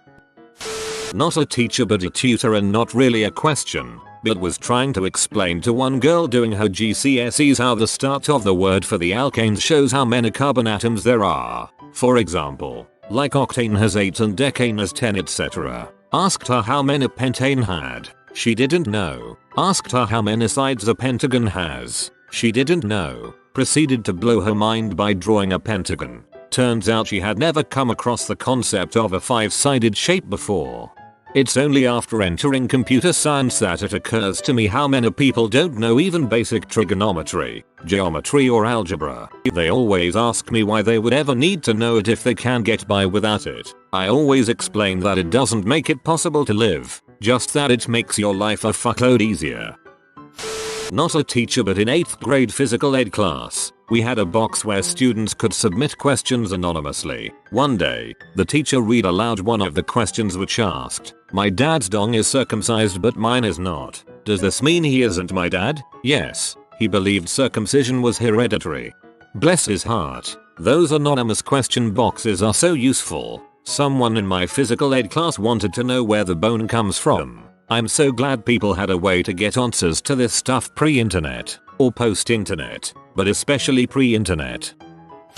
Not a teacher, but during high school, one of the girls in my history class asked our teacher who had won World War II. We were like 14 and had spent the last 3 months studying World War II. Bonus points. We told her Germany won and she believed us for a month till we took pity of her and explained that the Allies won. We convinced my friend that Germany had almost won the war, then France had come out of nowhere and take over the entire continent, thus causing the Cold War. A girl back in my grade 9 science class once asked what happens to the egg in the mom's stomach when the baby hatches. We were covering human reproduction and the reproductive cycle, and in Quebec physical ed is taught in elementary school, most of them. I taught my ex what a clitoris is, that she had one and its, as I understand it, function. This is a full-grown woman in her mid-20s with a child. Not a teacher, but in my freshman college class, one student asked our professor, "You know how it says all men are created equal? Well, that's not true, because like I'm good at hockey but some people aren't, and some people are good singers, so that's wrong, isn't it?" She didn't know how to answer that one, because she was stunned into silence. Equal, but not the same. My cousin is a teacher, and one day he had to teach a physical ed unit to the class. You know, the ones where everyone splits off into boy and girl groups so that they can put any question in a hat and have it answered anonymously. He is a guy, so he was answering the questions for the boys. So, he got some questions that were clearly looking for stupid answers, and threw them out. As usual, certain jokers were trying to get a rise out of him. Then he got a question that asked, "Why do you have to have an erection to frick a girl?" This one he couldn't avoid. He didn't know if it was serious or not, so he decided he would have to answer it. He said, "You know how you have the plastic tip on the end of your shoelaces to get it into the hole? It is kind of like that." This may be the greatest metaphor I ever personally heard of. Thank you for listening. While discussing the Bill of Rights, if we got the right to bear arms, why can't we wear tank tops in school? Brilliant. Gun show. I'm not a teacher, but I'm a librarian archivist and I used to work at a university. One time a student came in while I was doing reference and he was waiting to pick up a print job or something, so he started asking me questions to pass the time. Which is cool, except it very quickly devolved into him flagrantly trying to impress hit on me. I have no idea why. Basically, the dumbest question a student ever asked me was, complete with what I'm sure were his best bedroom eyes, "So have you ever read The Art of Seduction?" Except it very quickly devolved into him flagrantly trying to impress hit on me. I have no idea why. I got this one. "You're cute." As an older student going to college, one thing stands out for me. We were discussing the coastal flooding attributed to the melting of the ice caps, and the kid asked the professor what the big deal was. The land was lifting as fast as the sea was rising anyway. The professor stopped to digest that for a moment. The kid went on to say that the flooding wasn't a worry because all of the world's coastlines were constantly lifting up out of the ocean depths. Not a teacher, but I once heard a student say, "You actually believe in evolution? So you think monkeys just decided not to turn into people?" to another student, and the teacher basically looked into the camera like he was on The Office, so to speak. The "I don't actually understand evolution but clearly it can't be true" starter pack. We were getting ready for a field trip in a class of about 20. I make the announcement, "We're leaving in about 10 minutes, go to the bathroom, fill up your water bottles." Everyone is getting ready and standing around, and one of my students comes up to me in a panic, Excuse me, have we left yet?" We all look around at everyone standing by the door or by their desks. Number. No, I don't think we've left yet. Good grief. When reading, go to the bathroom, fill up your water bottles. I instantly feared that a student might have filled their water bottle with water from the toilet bowl. I remember when I was a little kid my teacher said X is the greatest invention since the wheel, and I asked what's the wheel. He got really mad and shouted at me for a while because he thought I was taking the pee. I knew what a wheel was, but the way he said it just didn't register to my kiddie brain, and I instantly assumed he was talking about some completely different thing also called the wheel. Kid in my 10th grade biology class takes the cake for me.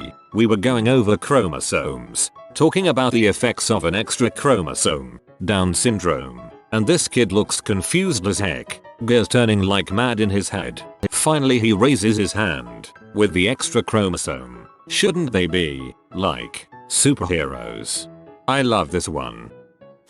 High school. Me. Please sign the attendance sheet next to your name, then pass it along. A couple minutes later, student calls out, everybody is writing letters next to their name. How am I supposed to know what letters to write? Other student, your name. Everyone's writing their names.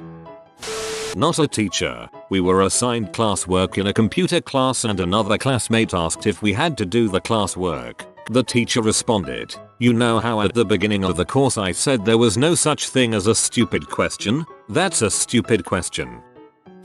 Not a teacher, but I was in class with someone who asked a really stupid question. This one girl in my physical science class asked why we tore down the land bridge that allowed ancient peoples to travel to America. To stop illegal immigrants. Duh. One of my professors at my university was showing a picture of the United States and one of his students asked him how do people climb those big walls that go around every state? He had to explain that they were just showing where the state borders are on the map. My parents used to teach identical 6th grade science curriculum at 2 different schools and grade papers at home together. They would read the dumbest answers aloud, one-upping each other until they had a winner. The only answer I remember clearly was to the question, what is the smallest thing in the universe? One kid answered, about the size of 2 potatoes. If you drink too much Gatorade and fill up to here, points at throat, do you drown? You know there's stuff in your body and you're not just a hollow tank, right? Not really a question, but an answer to a question. I was teaching a world history course to 10th graders and asked the question what does AD mean? A couple kids took a shot, but were wrong, and a girl who fit the absolute textbook definition of a stereotypical cheerleader raised her hand and answered as confidently as someone would answer that the sky is blue or grass is green with, after dinosaurs. Not a teacher but my stepmother was. 3rd grader asked her if there was really a president named Harry Balls. Poor kid got punked hard on that one. We still laugh about it.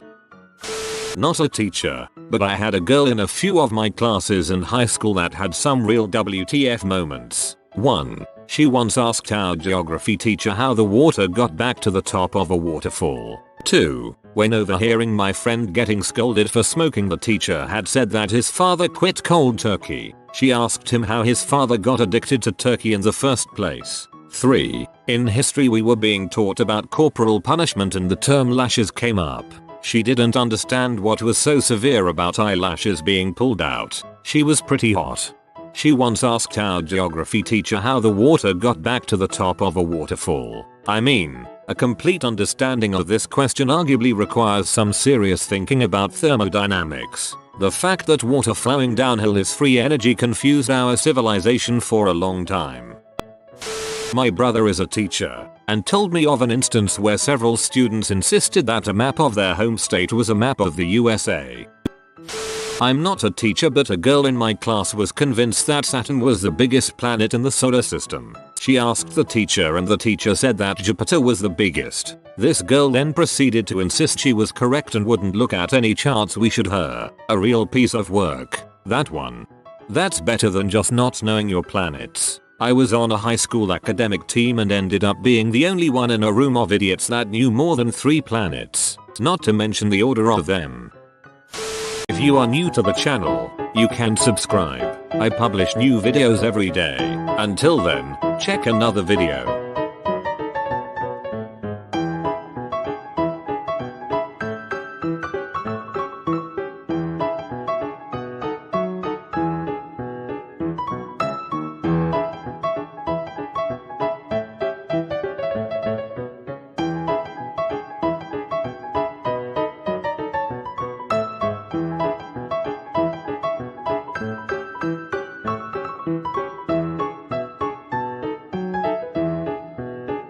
Bye for now.